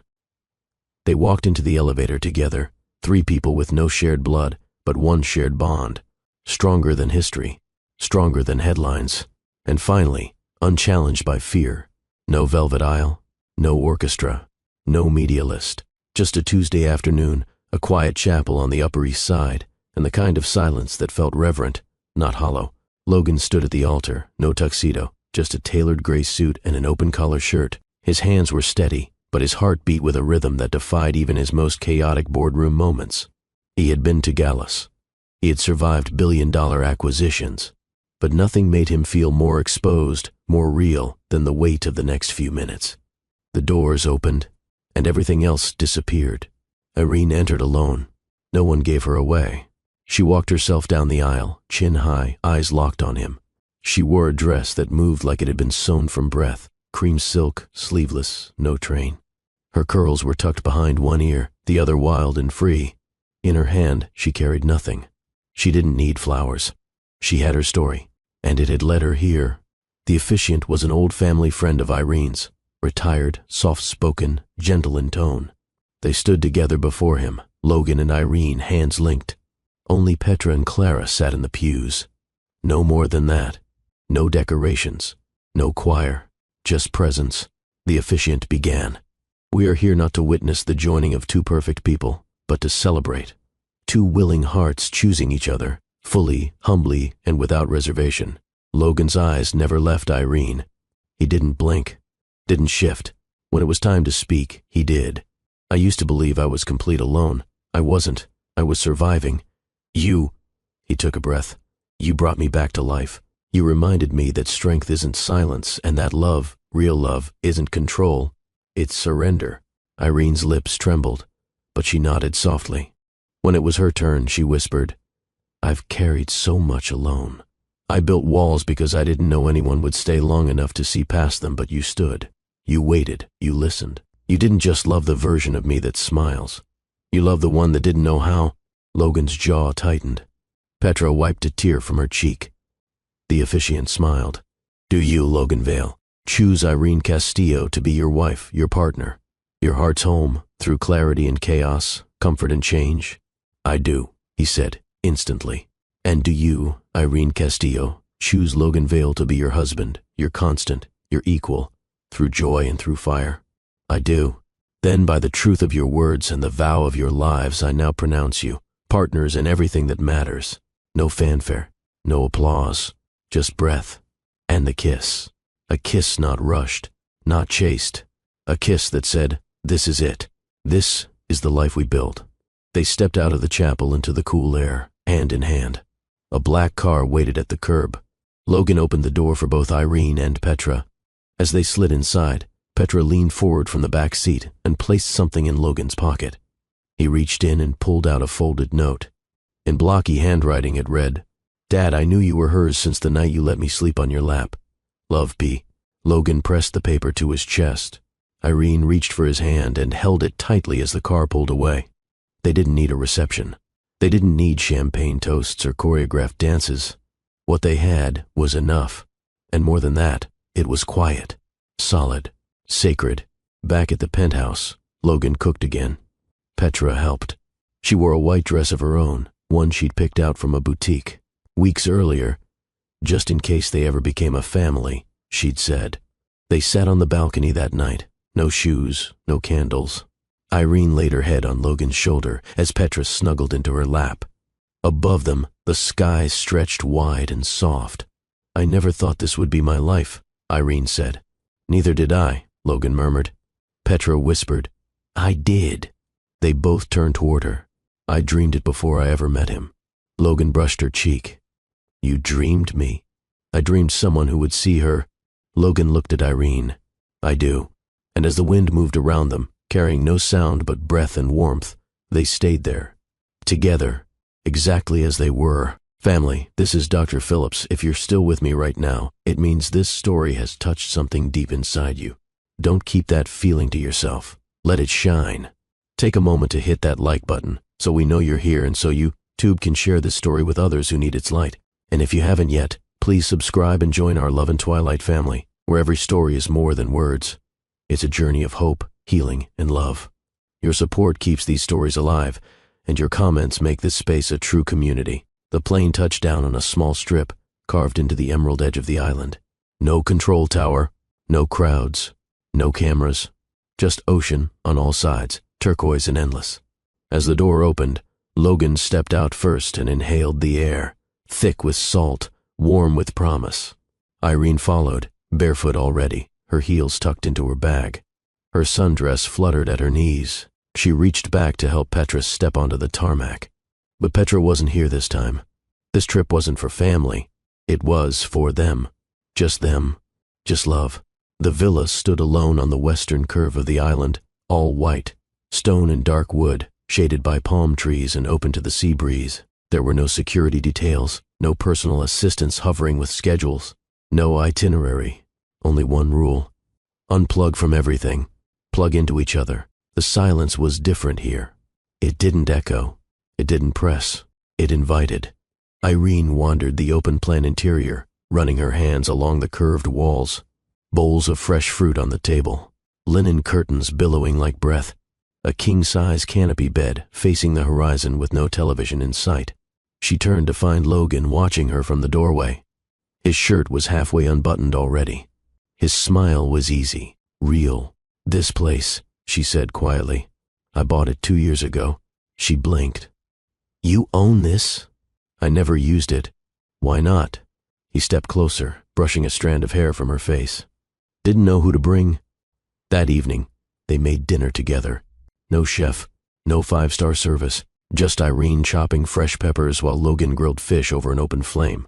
They laughed at how unevenly she sliced the cucumbers and how seriously he took basting with lime. After the meal, they carried their plates to the deck and ate with their fingers. She fed him pieces of mango, juice dripping onto his wrist. He licked it off slowly. You're dangerous when you smile like that, she murmured. He leaned in, brushing her knee with his fingertips. I've barely started. They didn't go inside right away. They stayed out on the deck until the sun sank and the sky went violet, until the stars scattered like sparks, and the only light left was the glow of oil lanterns. Irene lay back on the outdoor lounger, Logan beside her. Do you miss the noise? she asked. No, not even a little. He turned his head toward her. I spent my life building walls made of noise. I thought success was sound. This is peace. She smiled and whispered, Then let's not waste it. That night, they explored the villa slowly, not like tourists discovering rooms, but like lovers rediscovering each other. Logan moved through the candlelit bedroom with intention, not rush. He poured her a glass of cold wine and pressed it into her palm with a kiss to her wrist. She undressed in silence, letting the fabric fall from her shoulders in slow, deliberate layers. He didn't reach for her immediately. He watched, not with hunger, with reverence. And when they did come together, skin on skin, breath on breath, there was no urgency, only surrender. He kissed her like she was both miracle and home. She traced his jaw, his chest, his scars. He worshipped the curve of her hip, the line of her spine, the softness behind her knee. No part of her body went unnoticed. No part of his soul stayed untouched. They didn't speak. They didn't need to. Everything that mattered was said in the way she whispered his name into his shoulder and the way he held her after, not to possess her, but to protect the quiet they had made. The next morning, the sun crept through the wide-open shutters, painting the sheets in gold. Irene stirred first, her hand searching across the bed for him. He wasn't there. She sat up, pulling the sheet around her, and wandered barefoot to the kitchen. Logan stood at the island, shirtless, making coffee. He didn't turn. He just said, It's ready. She smiled. You've never looked more relaxed. I feel like a man without a kingdom. You have one, she said. You're just not ruling with fists anymore. He poured her a cup and handed it over. They sipped in silence. Outside, the ocean rolled, and the birds announced another sunrise. He pulled her close by the waist, forehead resting against hers. I don't know how to go back. Maybe we don't. You mean, stay here? I mean, live like this. He nodded slowly, not as a promise, but as a beginning. That afternoon, they swam naked in the lagoon behind the villa. The water was warm, the sand soft beneath their feet. She splashed him. He lifted her effortlessly, spinning her until they collapsed into the water laughing. Later, they floated on their backs, side by side, fingers laced. The sun above them, the future ahead, and no one watching. The sky above the island stretched like ink, speckled with constellations that pulsed in slow rhythm. The villa behind them glowed faintly, its lanterns dimmed, its doors open to the ocean's breath. They dragged a mattress out onto the wooden deck and layered it with soft linens, pillows, and a single blanket. Irene laid on her side, cheek resting on her palm, watching. Logan beside her as he stared upward, his chest bare, his breathing even, his eyes locked on something only he could see. For a long while, neither of them spoke. The night didn't demand words, but she reached out anyway, tracing her finger from his collarbone to the curve of his shoulder. What are you thinking about? She asked gently. He didn't answer right away. She waited. Eventually his voice came low, rasped. When I was 9, my mother left, her hand stilled on his skin. She said it was temporary. She'd found a program, some kind of artist residency. Said she needed space to breathe. She never came back. Irene shifted closer. Logan's gaze didn't move from the stars. My father stopped talking for a year. He'd leave the house before sunrise and come back after I was asleep. I remember counting days like other kids counted candy. Irene rested her hand on his chest, right over his heart. Logan continued, slower now. I learned early that love doesn't always mean stay, that people can swear something with their whole chest and still walk away. I stopped expecting anyone to hold the line. She didn't interrupt. I figured if I could build something unshakable, money, power, reputation, then maybe no one would leave. Not because they loved me, but because they needed me. He turned his head then, finally meeting her eyes. But you didn't need me, she whispered. I didn't want to, and that scared me more than anything. He exhaled. I hated how you made me feel, vulnerable, seen, and I kept trying to stuff that down. Control you, intimidate you, anything to keep from letting you matter. Irene's voice broke softly. But I did. You still do. His hand reached for hers, fingers intertwining. I think I was so used to being abandoned I didn't know how to believe you were real. And even when I did, I waited for you to run. I almost did, she admitted. I wouldn't have blamed you, but I didn't, she added, firmer now. I didn't run. He nodded. Silence returned, but it wasn't empty. It was full of everything they weren't saying, everything they had already survived. Minutes passed, or maybe hours. The stars above them stayed. Irene curled into his side, her head resting just beneath his chin. "Do you ever still feel lonely?" she asked. "Yes," he said without hesitation, "but it's different now." "How?" "Before, loneliness felt like drowning, like I was screaming underwater and no one noticed. And now it's just quiet. And I know the silence won't swallow me anymore." She kissed his chest. "I'm here," she whispered. "I know." A warm breeze lifted the edge of the blanket. Irene pulled it over them again, tucking it around their hips. Logan's fingers brushed over her back slowly, up and down in silent rhythm. "I hated therapy," he said. That caught her off guard. "I used to sit there, arms crossed, saying what I thought they wanted to hear. I never told them the truth. Why? Because I didn't want anyone trying to fix me. I thought I was built this way, closed off, calculated, cold. You weren't cold. I was afraid. I still am, sometimes." Irene's breath caught. "Of what?" "Of losing you, of failing Petra, of waking up one day and realizing I've created a perfect life on the outside, but nothing real inside." She sat up slightly, looking at him. "You built something real, not just for us, for yourself. Sometimes it doesn't feel that way. Then let me remind you." She leaned down and kissed him, not hungrily, not to claim, but to comfort. Her lips moved with care, her hands framing his jaw. He responded slowly, rising to meet her with gentleness, his hands cradling her waist. Their bodies shifted beneath the blanket. She climbed over him, never breaking the kiss, her curls falling around their faces like a veil. He whispered her name. She smiled into his mouth. Every motion that followed was deliberate, measured, holy. They moved together in rhythm with the ocean beyond the deck. No pressure, no urgency, just presence, just truth. His hands held her carefully. Her body welcomed him fully. And when they reached their crescendo, it wasn't loud. It wasn't chaotic. It was quiet. So quiet it could only be love. After, Irene rested her head on his chest again. Logan stared up at the sky, arms around her, his breathing finally steady. "I never told anyone all that," he said softly. "You did tonight. Because with you, it doesn't feel like a confession. It feels like release." She closed her eyes. He kissed her forehead. And for the first time in decades, Logan Vale fell asleep under the stars. Not alone, not afraid, but full, whole, and finally, free. The fire pit glowed low on the sand. Crickets sang softly from the tree line. Waves rolled calmly, and above them, the moon began its slow rise, half-shadowed, silver-edged. Irene sat cross-legged on the beach blanket, a light shawl over her shoulders, her knees drawn to her chest. Logan sat beside her, arms braced behind him, legs stretched out, listening. Not as a lover, but as someone who'd finally learned how to be present. Her voice was quiet, but it didn't waver. "When I was 5, my dad tucked me into bed every night with stories about places he'd never been," she began. "Paris, Venice, Tokyo. Cities painted with words.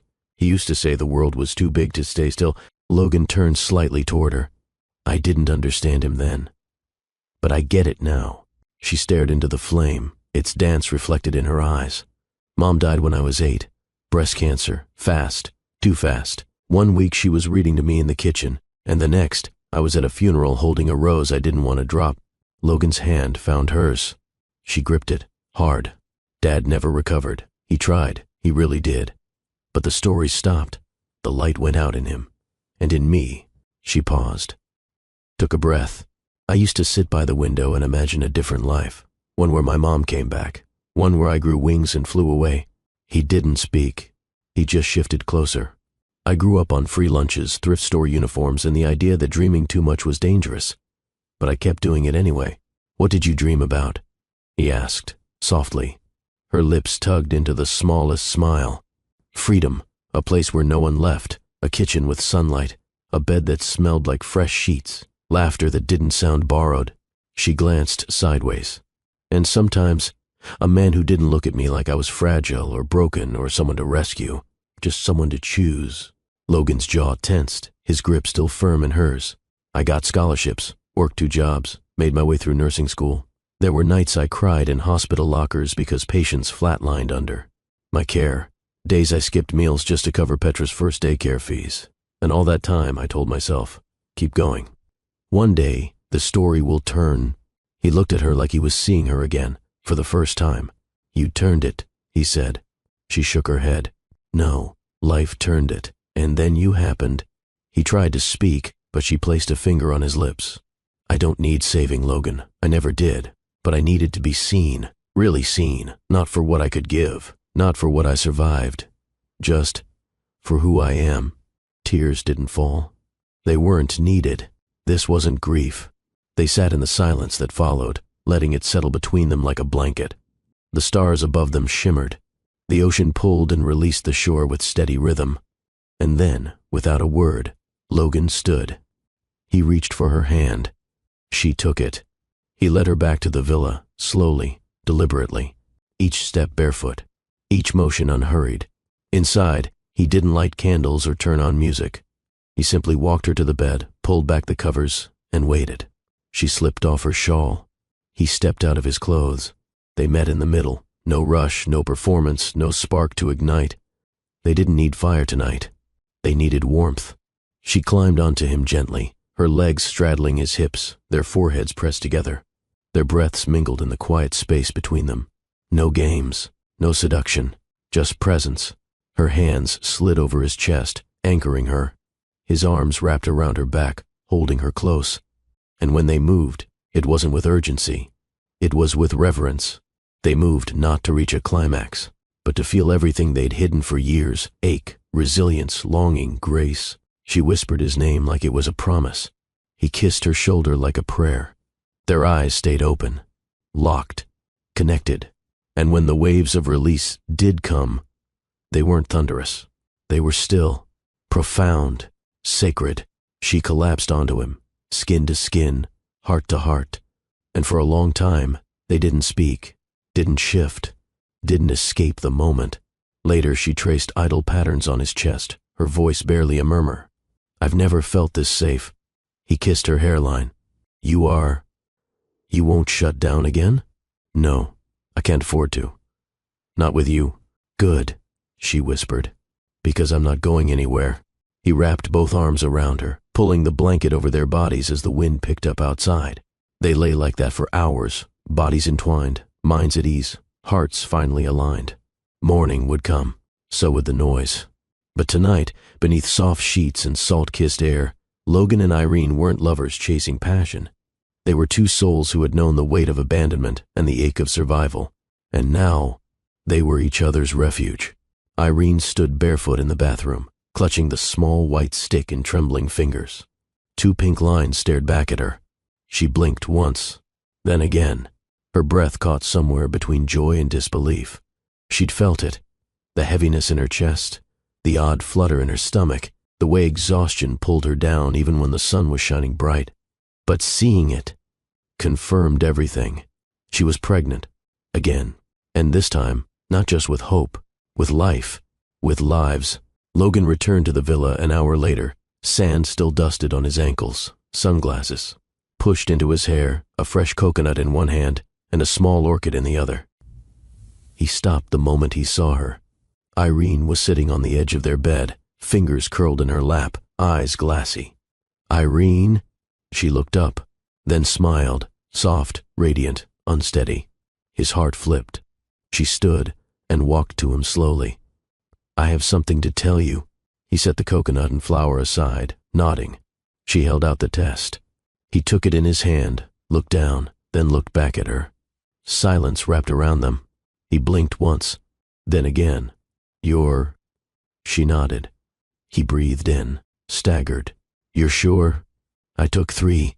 He stared at her, stunned. Then his arms swept around her body, lifting her off the ground. He buried his face into her neck, laughing, breathless. Oh my God. She laughed with him, tears running freely now. There's more, she whispered against his ear. He paused, pulled back just enough to see her face. Her hand slipped into her pocket and revealed a folded ultrasound photo. He took it, opening the crease slowly. Two tiny forms, 2 heartbeats. Twins, he whispered, nearly reverent. She nodded, eyes shining. Twins. That night, he didn't sleep. He lay awake beside her, his hands spread protectively across her belly, though nothing had changed outwardly yet. His mind raced, not with fear, not with pressure, but with awe. He was going to be a father again. Twice over, the man who had once feared love had now created a future pulsing with it. Over the next few days, Logan transformed the villa into something of a makeshift nursery. He sent for books, prenatal chefs, yoga instructors, and whispered to her belly in the early mornings like it was a secret prayer. But what he did most was build. Plans, sketches, blueprints, homes. He commissioned architects to design 3 estates in different cities: Los Angeles, Napa Valley, and Lake Como.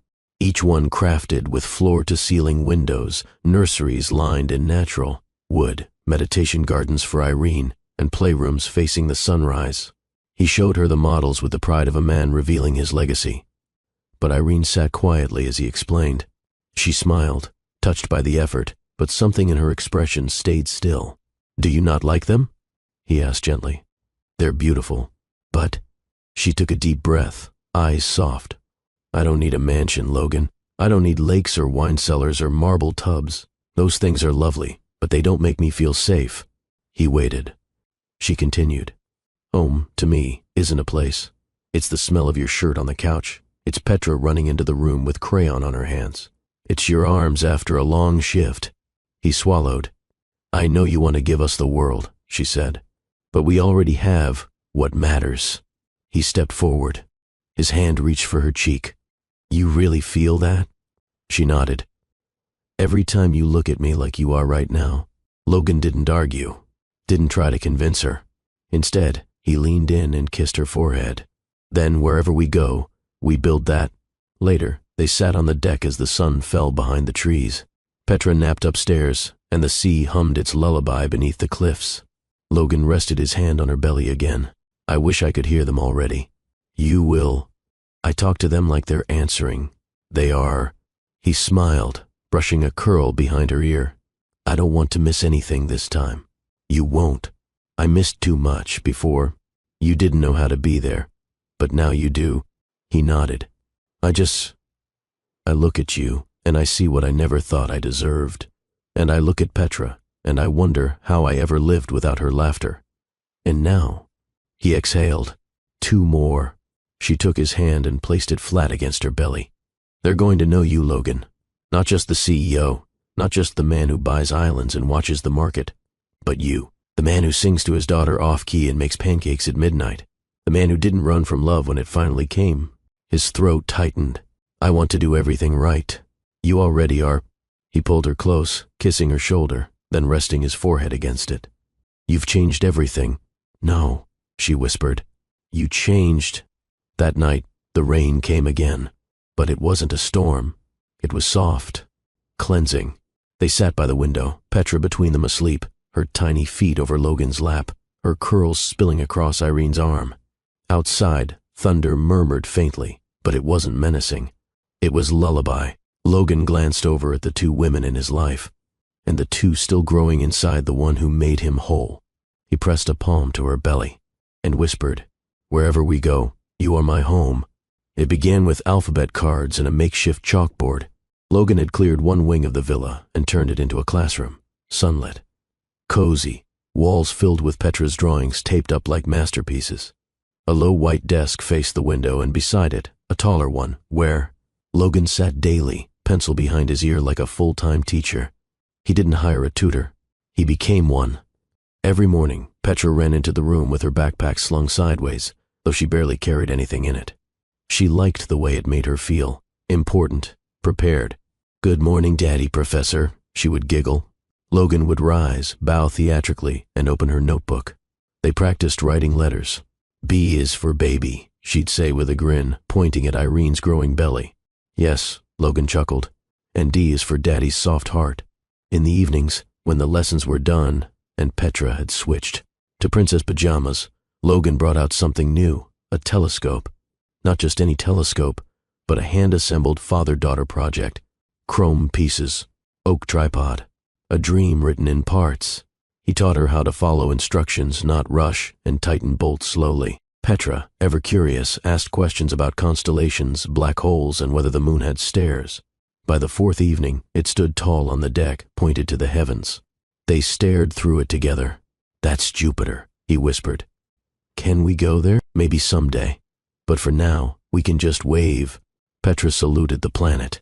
"Hi, Jupiter. I'm Petra. I live with the best dad in the universe." Logan said nothing, because his voice would have broken. At night, long after Petra fell asleep under her glow-in-the-dark ceiling stars, Logan's rituals turned inward. He'd pull up a small chair beside the bed where Irene rested, her belly full and warm beneath her thin nightgown. He would press both hands gently over the skin, then begin to whisper, "Hey, my little champions, it's me again." Irene would smile, barely opening her eyes, listening.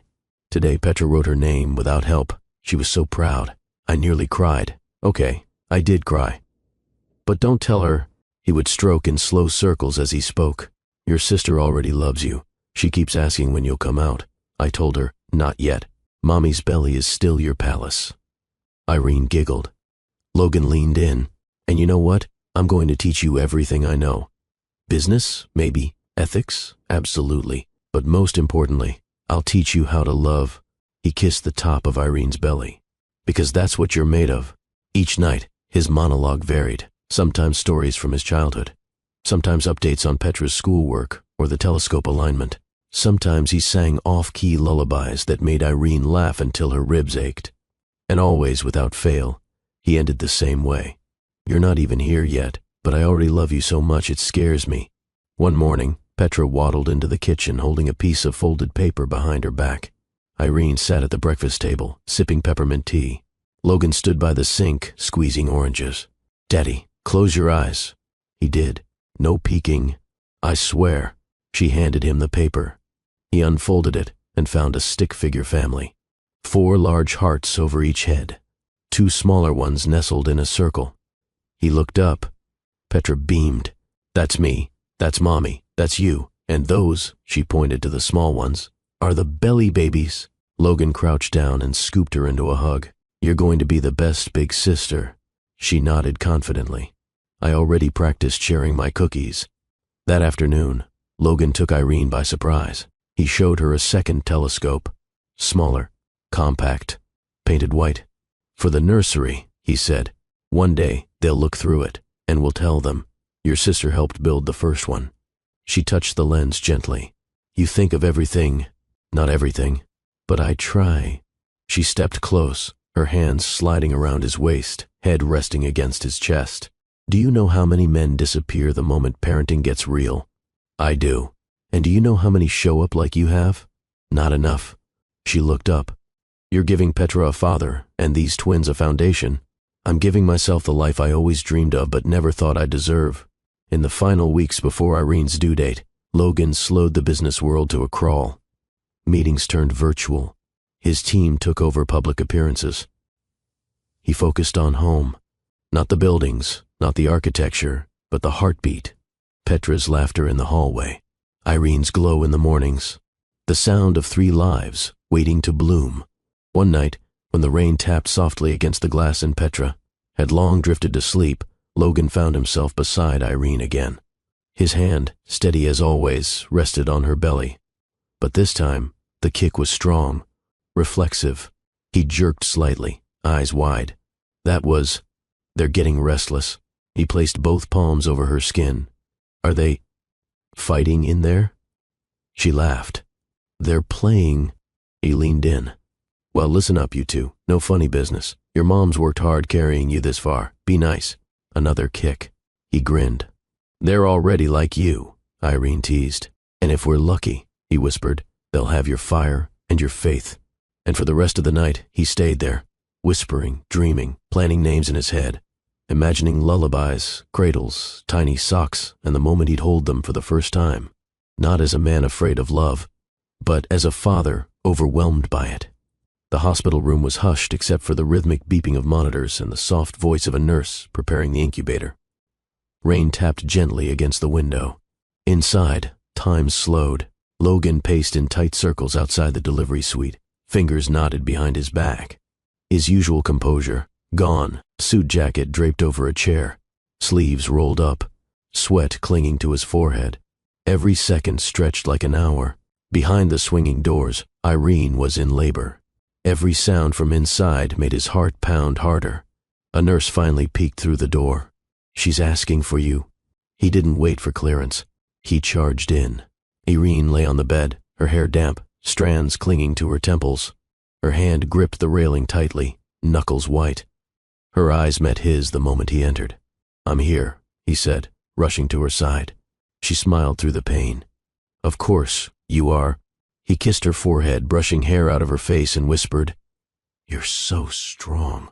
The doctor gave instructions. Irene pushed. The room buzzed with energy, nurses calling out stats, a monitor spiking. A cry of exertion, Logan gripping her hand tighter than he realized. "Almost there," the doctor called. Irene screamed, then exhaled. And then, a sound broke through the air. A wail, soft but unmistakable. A baby's cry. Logan's knees nearly buckled. The nurse announced, "It's a boy."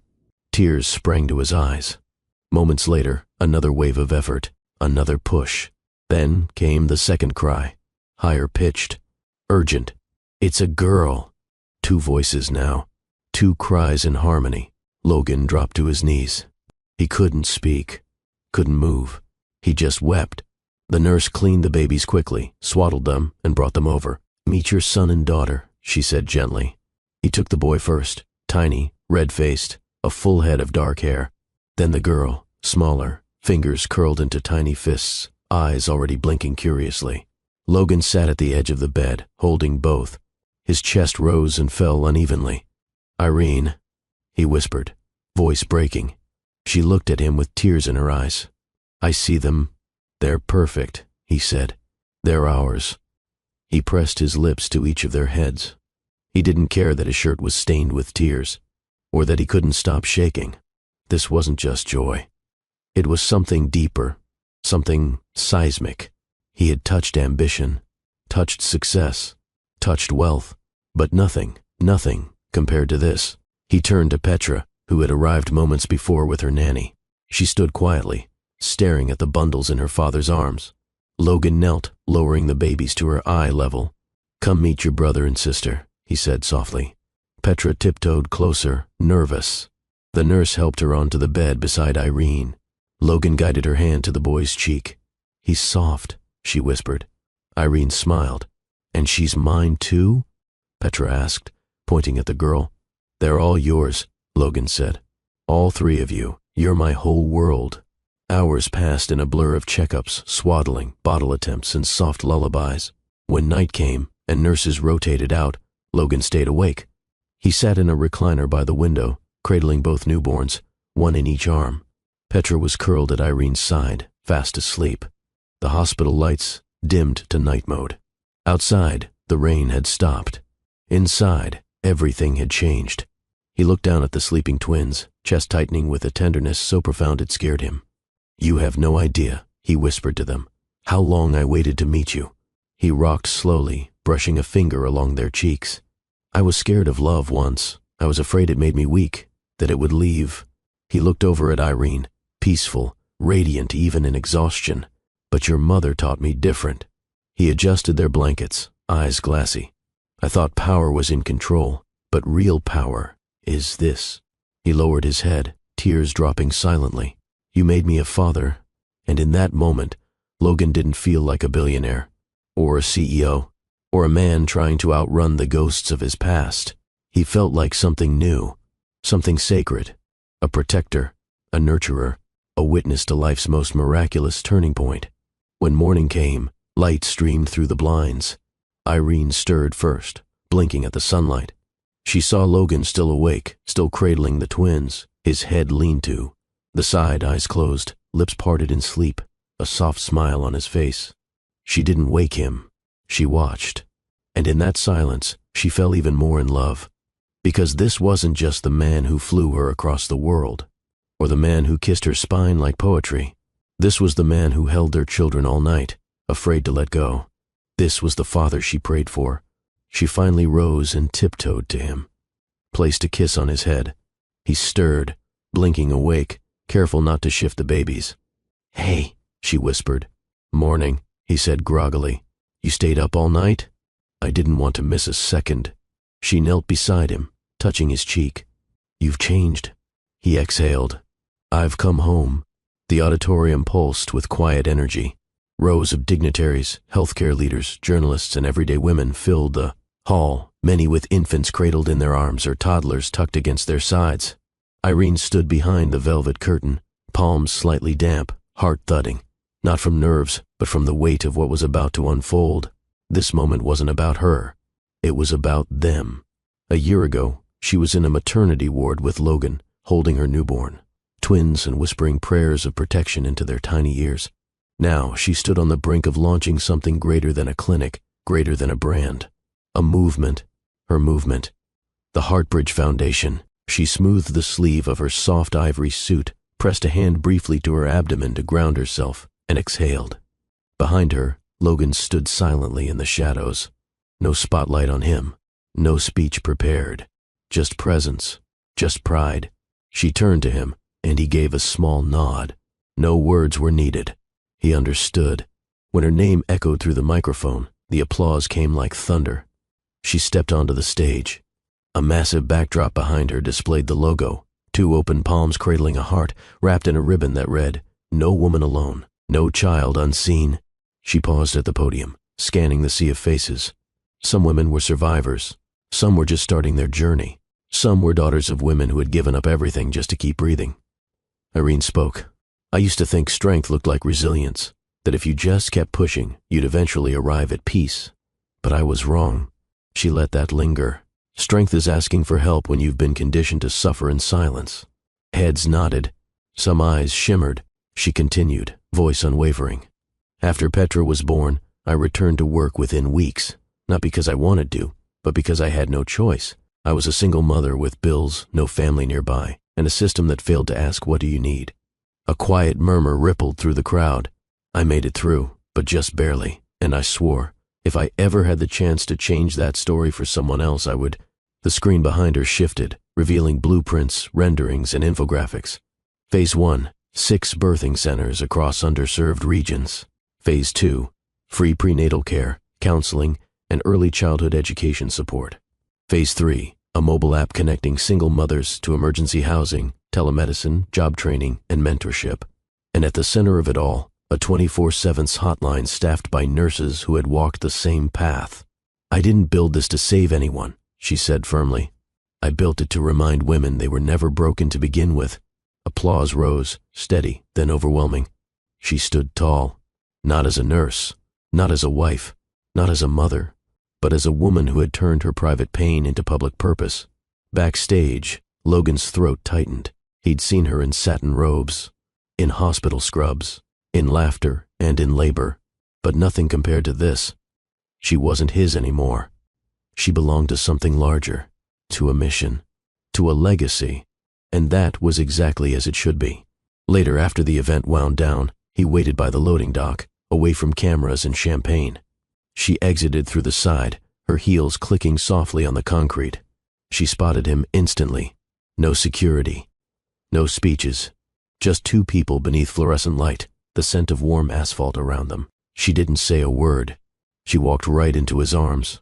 He wrapped them around her, lifting her off the ground slightly. "I watched you," he whispered into her hair, "and I've never been more in awe of anything." She clutched the back of his neck. "It wasn't about awe," she said. "It was about making sure no woman felt like I once did." He set her down, hands still at her waist. "You've given them more than a foundation. You've given them fire." She looked up at him, smiling through happy exhaustion. "And you've given me the space to do it." They drove home in silence. No radio.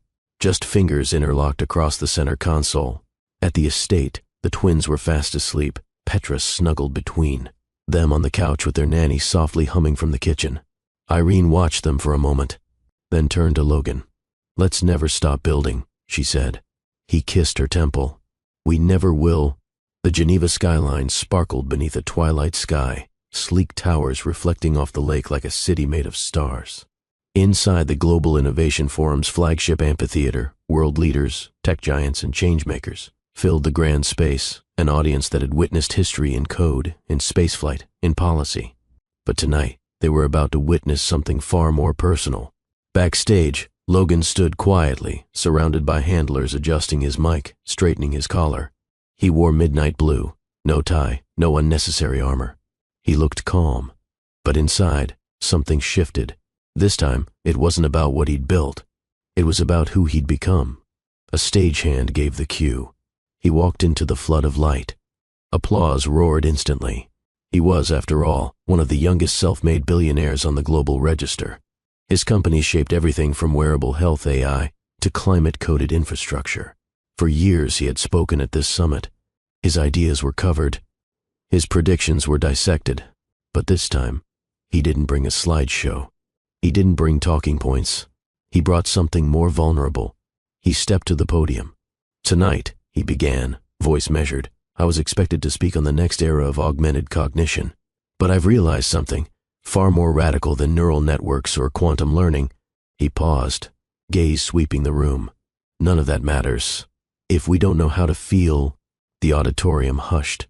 Logan continued, I've spent my life building walls, empires, systems, defenses, all to ensure no one ever saw the boy who feared abandonment, or the man who mistook power for protection. He glanced down briefly, then looked back up with intent. But something happened. His hand gestured toward the side entrance of the stage. The curtain shifted. Irene stepped out slowly, regal in tailored white, poised, elegant, not introduced, not escorted, just radiant in her own right. Gasps, then silence, then camera shutters clicked like rainfall. Logan's voice softened. This woman changed everything. Irene stopped beside him, not at the podium, but slightly behind him. He turned. I used to measure my worth by shareholder returns, global indexes, and tech reviews. He reached for her hand, but she showed me how to measure love, by presence, by patience, by how you hold someone in their silence. His eyes didn't leave hers. She reminded me that the most revolutionary thing a man like me could do was surrender. He faced the audience, not in weakness, in wholeness. The audience was silent, utterly still. He stepped away from the podium. Then, without drama, without warning, he pulled her gently into him and kissed her. Not a showman's kiss, not a scripted pose, but the kind of kiss that quiets storms, that seals chapters, that says, this is no longer a secret. Irene melted into it, one hand rising to his cheek, the other clasping his jacket near the chest. In that moment, the flash of cameras became inconsequential. No one was watching a billionaire. They were witnessing a man finally free.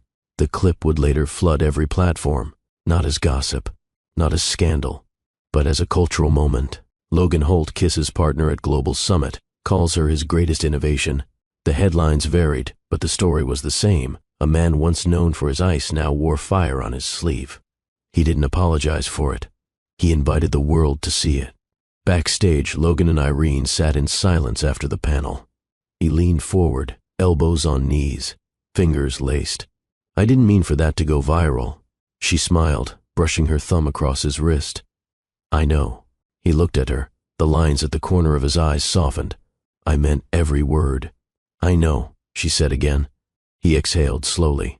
For the first time, I don't feel like I'm hiding behind something. She leaned in. That's because you're finally standing beside someone. Later that night, the summit gala buzzed with champagne orchestras and polite conversations. But Logan and Irene skipped it all. They walked by the lake instead. No security, no handlers, just quiet ripples, cool air, and the occasional flash of someone who recognized them and respectfully stepped aside. Logan broke the silence. My father never told me he was proud, not once. Irene said nothing, just squeezed his hand. I think I spent years trying to prove something to a ghost. She finally spoke. And tonight? He looked up at the stars. I let the ghost go. They paused at a bench. He sat. She curled beside him, head on his shoulder. He kissed her hair. I used to think legacy was buildings, foundations, billion-dollar acquisitions. She looked up. And now? He smiled. It's moments like this. The rooftop was theirs again. No camera crews, no speeches, no sudden flashes of stardom, Just open sky, warm lights, and the quiet hum of life pulsing through the city below. A soft breeze carried hints of jasmine and sea salt, stirring the linen curtains that framed the rooftop's open edges. It was a night carved outside time. Irene stepped barefoot onto the cool tiles first, her silk wrap brushing lightly against her ankles. The twins followed, waddling with uneven steps, Luca clutching his stuffed lion, Lila clapping each time her feet made soft slaps on the ground. Petra arrived last, cradling a speaker in one arm and a bowl of strawberries in the other. She placed the bowl on a nearby table and set the speaker down. Soft jazz bloomed through the evening air, smooth, slow, warm as candlelight. Logan emerged from the glass doors, sleeves rolled, collar open, holding a single lit lantern. He placed it in the center of the rooftop's edge, just beside the old telescope he and Petra had built. No one said a word. They didn't have to. "Twirl me," Lila demanded, reaching both hands toward Logan. He scooped her up, spinning her gently. Her giggle peeled out into the stars like the purest kind of joy. Luca ran to Irene, clinging to her leg. "Up, Mama." She lifted him with practiced ease, swaying in rhythm. His head tucked into her shoulder, his curls brushing her collarbone. Petra twirled on her own for a moment, arms stretched wide, eyes closed. Then Logan reached for her hand. "Dance with me, my astronomer." Petra smiled, and they circled slowly, her small feet standing on his as he guided them gently through the music. Minutes passed, then more. The twins eventually grew drowsy, their bodies growing heavier in their parents' arms. Irene placed Luca onto the lounger beside Lila, both children blinking slowly as the music drifted around them. Petra took a seat beside them, humming quietly. Logan pulled Irene into his arms, one hand resting at her back, the other sliding up her spine. They moved as one, eyes closed, foreheads brushing. This dance wasn't for show. It was an exhale, a remembering, a vow without words. "Do you remember our first night on this rooftop?" He whispered. She nodded against his cheek. "You were the cold CEO, and I was the tired woman with no time for games." His mouth curved. "You fell asleep on me. You offered your arm." He leaned back slightly, looking into her eyes. "You brought me back to myself, Irene. Not the empire, not the awards. You—" She pressed her palm to his heart. "And you let me dream again." They stopped dancing, just stood there, surrounded by warmth, silence, and the quiet breathing of their children nearby. Logan walked to the edge of the rooftop and reached beneath the low wall. He returned with a small wooden box, unadorned, unassuming. He held it between them and opened the lid. Inside was a ring, not new, not flashy, vintage, a subtle gold band with two intertwined diamonds, one slightly smaller than the other, not for ceremony, not for spectacle, but for permanence. Irene's breath caught. He didn't get on one knee. He didn't need to. Logan held her hand, slipping the ring onto her finger. No announcement, no stage, just this. She looked down at her hand, then back at him, and nodded. That was all. The music played on. They sat by the telescope with the twins curled between them and Petra resting against Logan's shoulder. Irene whispered, "You know what this feels like?" He turned. She smiled. "Forever." He kissed her forehead. Not from ritual, not from passion, but from peace. From finally being home. The envelope arrived with no fanfare. No courier, no flashing headlines, just a modest white package with a blue seal that read, European Astroscience Consortium. It sat on the kitchen counter beside a bowl of peaches and a half-assembled, solar-powered model Petra had been helping the twins build. Irene spotted it first. She didn't open it. She simply called out, "Petra, something came for you." Petra emerged from the upstairs loft in socks and an oversized t-shirt that read, "Sky's not the limit," a gift from Logan years back. She saw the envelope, then froze. For a second, she just stared at it, her fingers hovering over the edge. Logan leaned against the counter, arms folded, watching her closely. "Take your time," he said. Petra didn't. She tore it open in one clean motion and pulled the paper free. Her eyes scanned the page. Irene placed a steadying hand on her shoulder. Petra's lip quivered. Then she let out a shaky laugh, more breath than sound. "I got in." Her voice cracked. "I got the grant." Logan stepped forward. "Petra." "I got in, Dad," she whispered again, turning to him. She was taller now. more poised. But in that moment, she was still the girl who once built cardboard planets and believed in second chances. He wrapped his arms around her. Not tight, just enough. Irene joined, enveloping them both. Luca and Lila clapped, even though they didn't fully understand the gravity of it all. But they didn't need to. They saw the pride. They felt the energy. They knew it mattered. That evening, Logan wheeled out the telescope once more, this time not for a lesson, but a celebration. They all took turns peering through the lens, tracking Saturn's rings and whispering wishes they wouldn't repeat aloud. Petra stood quietly beside him afterward, arms folded, her gaze on the stars, not as mysteries anymore, but as destinations. "You know," Logan murmured, "I was terrified when I first became your father." She didn't look at him, just smiled faintly. "I wasn't." He turned. She glanced his way. "I was just relieved someone finally stayed." Later, as Irene tucked the twins into bed, Logan watched from the hallway. Luca clutched a blueprint he'd scribbled that afternoon, his version of a robotic twin finder. Lila had drawn a spiral galaxy with her name hidden in the stars. "Are they?" Logan started. Irene nodded. "Already asking questions I can't answer." He smirked. "That sounds familiar." She joined him outside the room, gently closing the door. "They're not just curious," she said. "They're wired, like Petra, like you." Logan wrapped an arm around her shoulders. "Then I guess we better keep up." Months passed.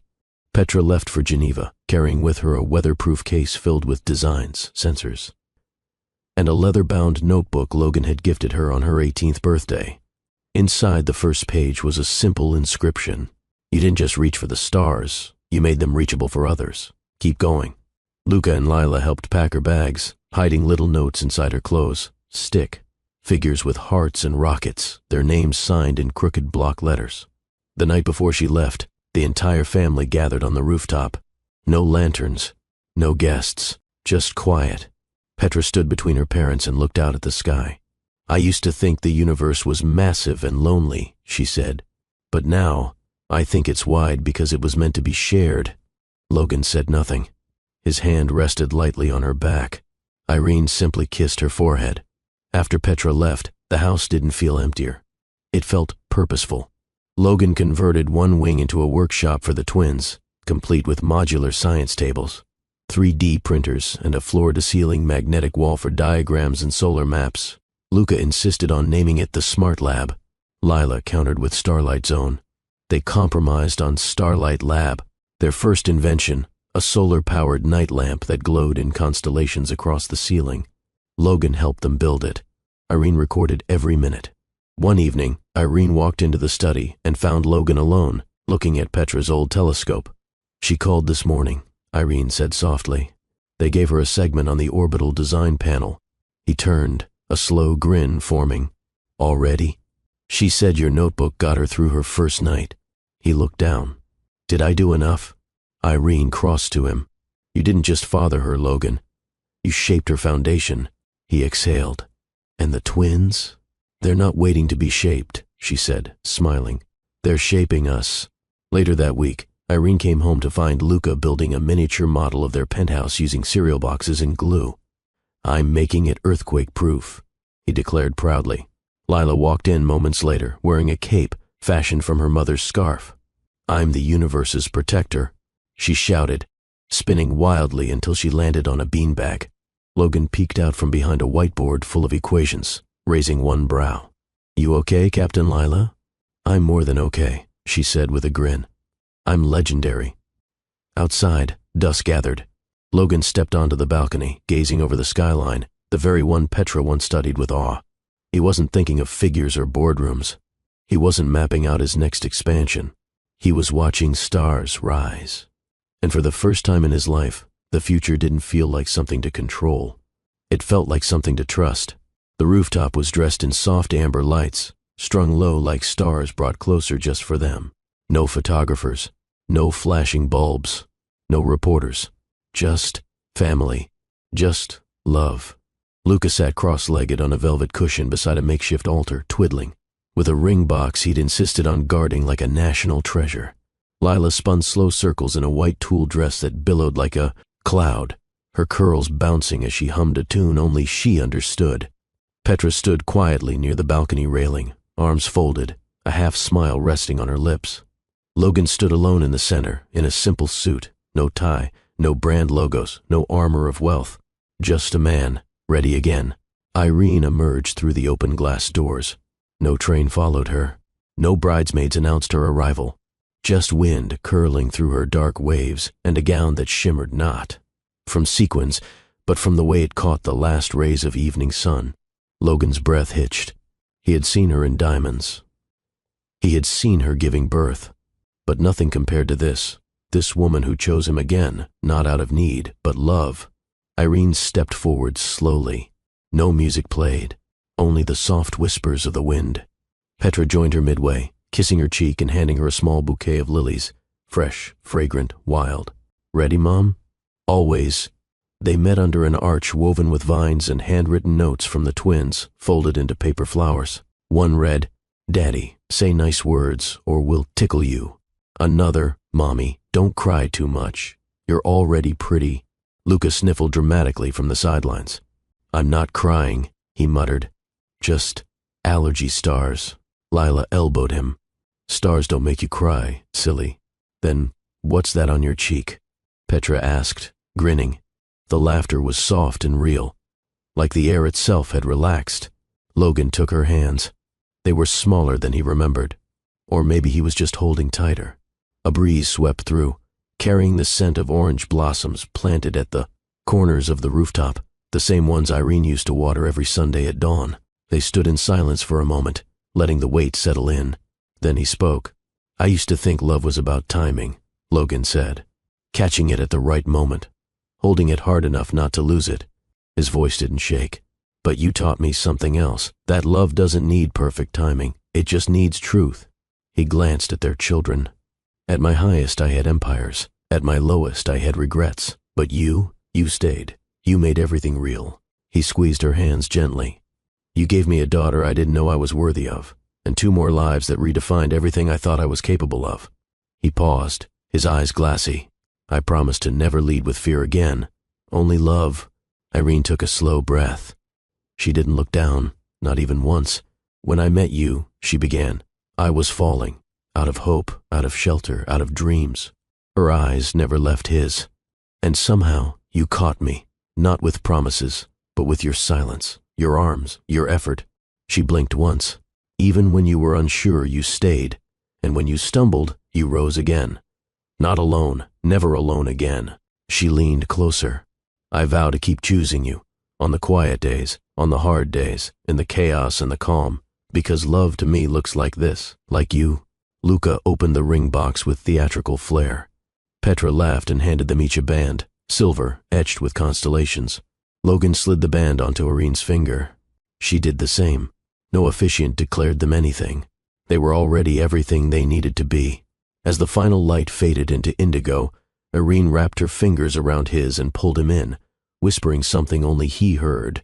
He chuckled.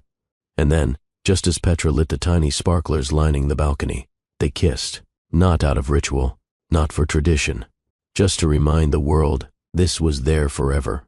The twins burst into applause. Petra snapped a photo, just one, and tucked the phone away. "Okay," Irene said, turning to her children. "You're all sleeping in your own rooms tonight." "New," Lila groaned, jumping onto Logan's leg. Luca grinned. "I'm sleeping in the telescope room." "Not a room," Logan replied. "It's a lab." Petra clapped once. "And the lab's closed tonight." Lila frowned, then leaned close to whisper in Logan's ear. "But Daddy, you said every love story needs a sleepover." He looked at Irene.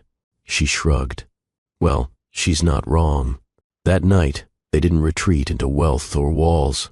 They spread out on the rooftop under thick blankets. Petra brought up hot cocoa and star maps. Lila fell asleep mid-sentence beside her mother. Luca dozed with one hand still holding Petra's wrist. Logan watched the sky, tracing the stars that once seemed too far to reach. Irene turned, resting her head on his chest. "You're still my favorite view," she whispered. He kissed her forehead. "And you're still my home." The sky above was deep velvet, no longer the showy blue of youth, but the matured twilight of forever. Logan sat cross-legged on the rooftop, Petra's latest constellation map spread between him and the twins. Their fingers were dusted with chalk as they drew stars directly onto the concrete floor with Irene's blessing. "We don't need a telescope tonight," Luca whispered. "We brought the sky down to us." Lila nodded, placing a tiny glow sticker of Saturn just beneath Logan's foot. "It's the Logan system," she declared. Petra raised an eyebrow. "Isn't that just Earth?" "No," Luca said. "It's cooler." Logan chuckled quietly, resting his palm over Irene's hand. She'd been watching silently, no makeup, no glam, just contentment in a soft robe, her feet bare, heart wide open. "Do you remember the plane?" she asked suddenly. He turned to her. "Which one?" She smiled. "The one. The flight where I fell asleep on your arm." He didn't blink. "The moment I stopped flying solo, 3 years earlier." The world was louder then. Logan had boarded the jetliner trying to escape another boardroom failure, papers in one hand, divorce lawyers calling the other. He didn't expect to sit beside a woman who curled up like she belonged there. Didn't expect her to mumble in her sleep. Didn't expect the way her touch, accidental, would feel more grounding than his entire fortune. Didn't expect to fall in love before the landing gear touched down. But he did. And somehow, she loved him too. Not the empire, not the name, just him. Back in the present, Petra broke the silence. "You two should write a book." Irene turned to her. "About what?" "About love. About believing again." Logan looked at her, this daughter who had changed his life without ever asking for anything in return. "You'll write it," he said. "You already do, in how you show up, in how you love." Petra looked down, a blush creeping in. "I just want people to know. Love isn't always instant, but it is possible." Irene nodded, eyes glistening. "That's the story," she whispered. "The one people need." As the night grew cooler, they lit a small circle of candles, one for each moment they never saw coming. One for that flight seat neither of them chose, but fate reserved. One for Petra, whose heart made room before Logan even asked. One for the twins, whose laughter cracked ceilings and softened hardened edges. One for every whispered apology. One for every second chance taken. And then, one final candle for tomorrow, because now they believed in it. Together. Final CTA and blessing.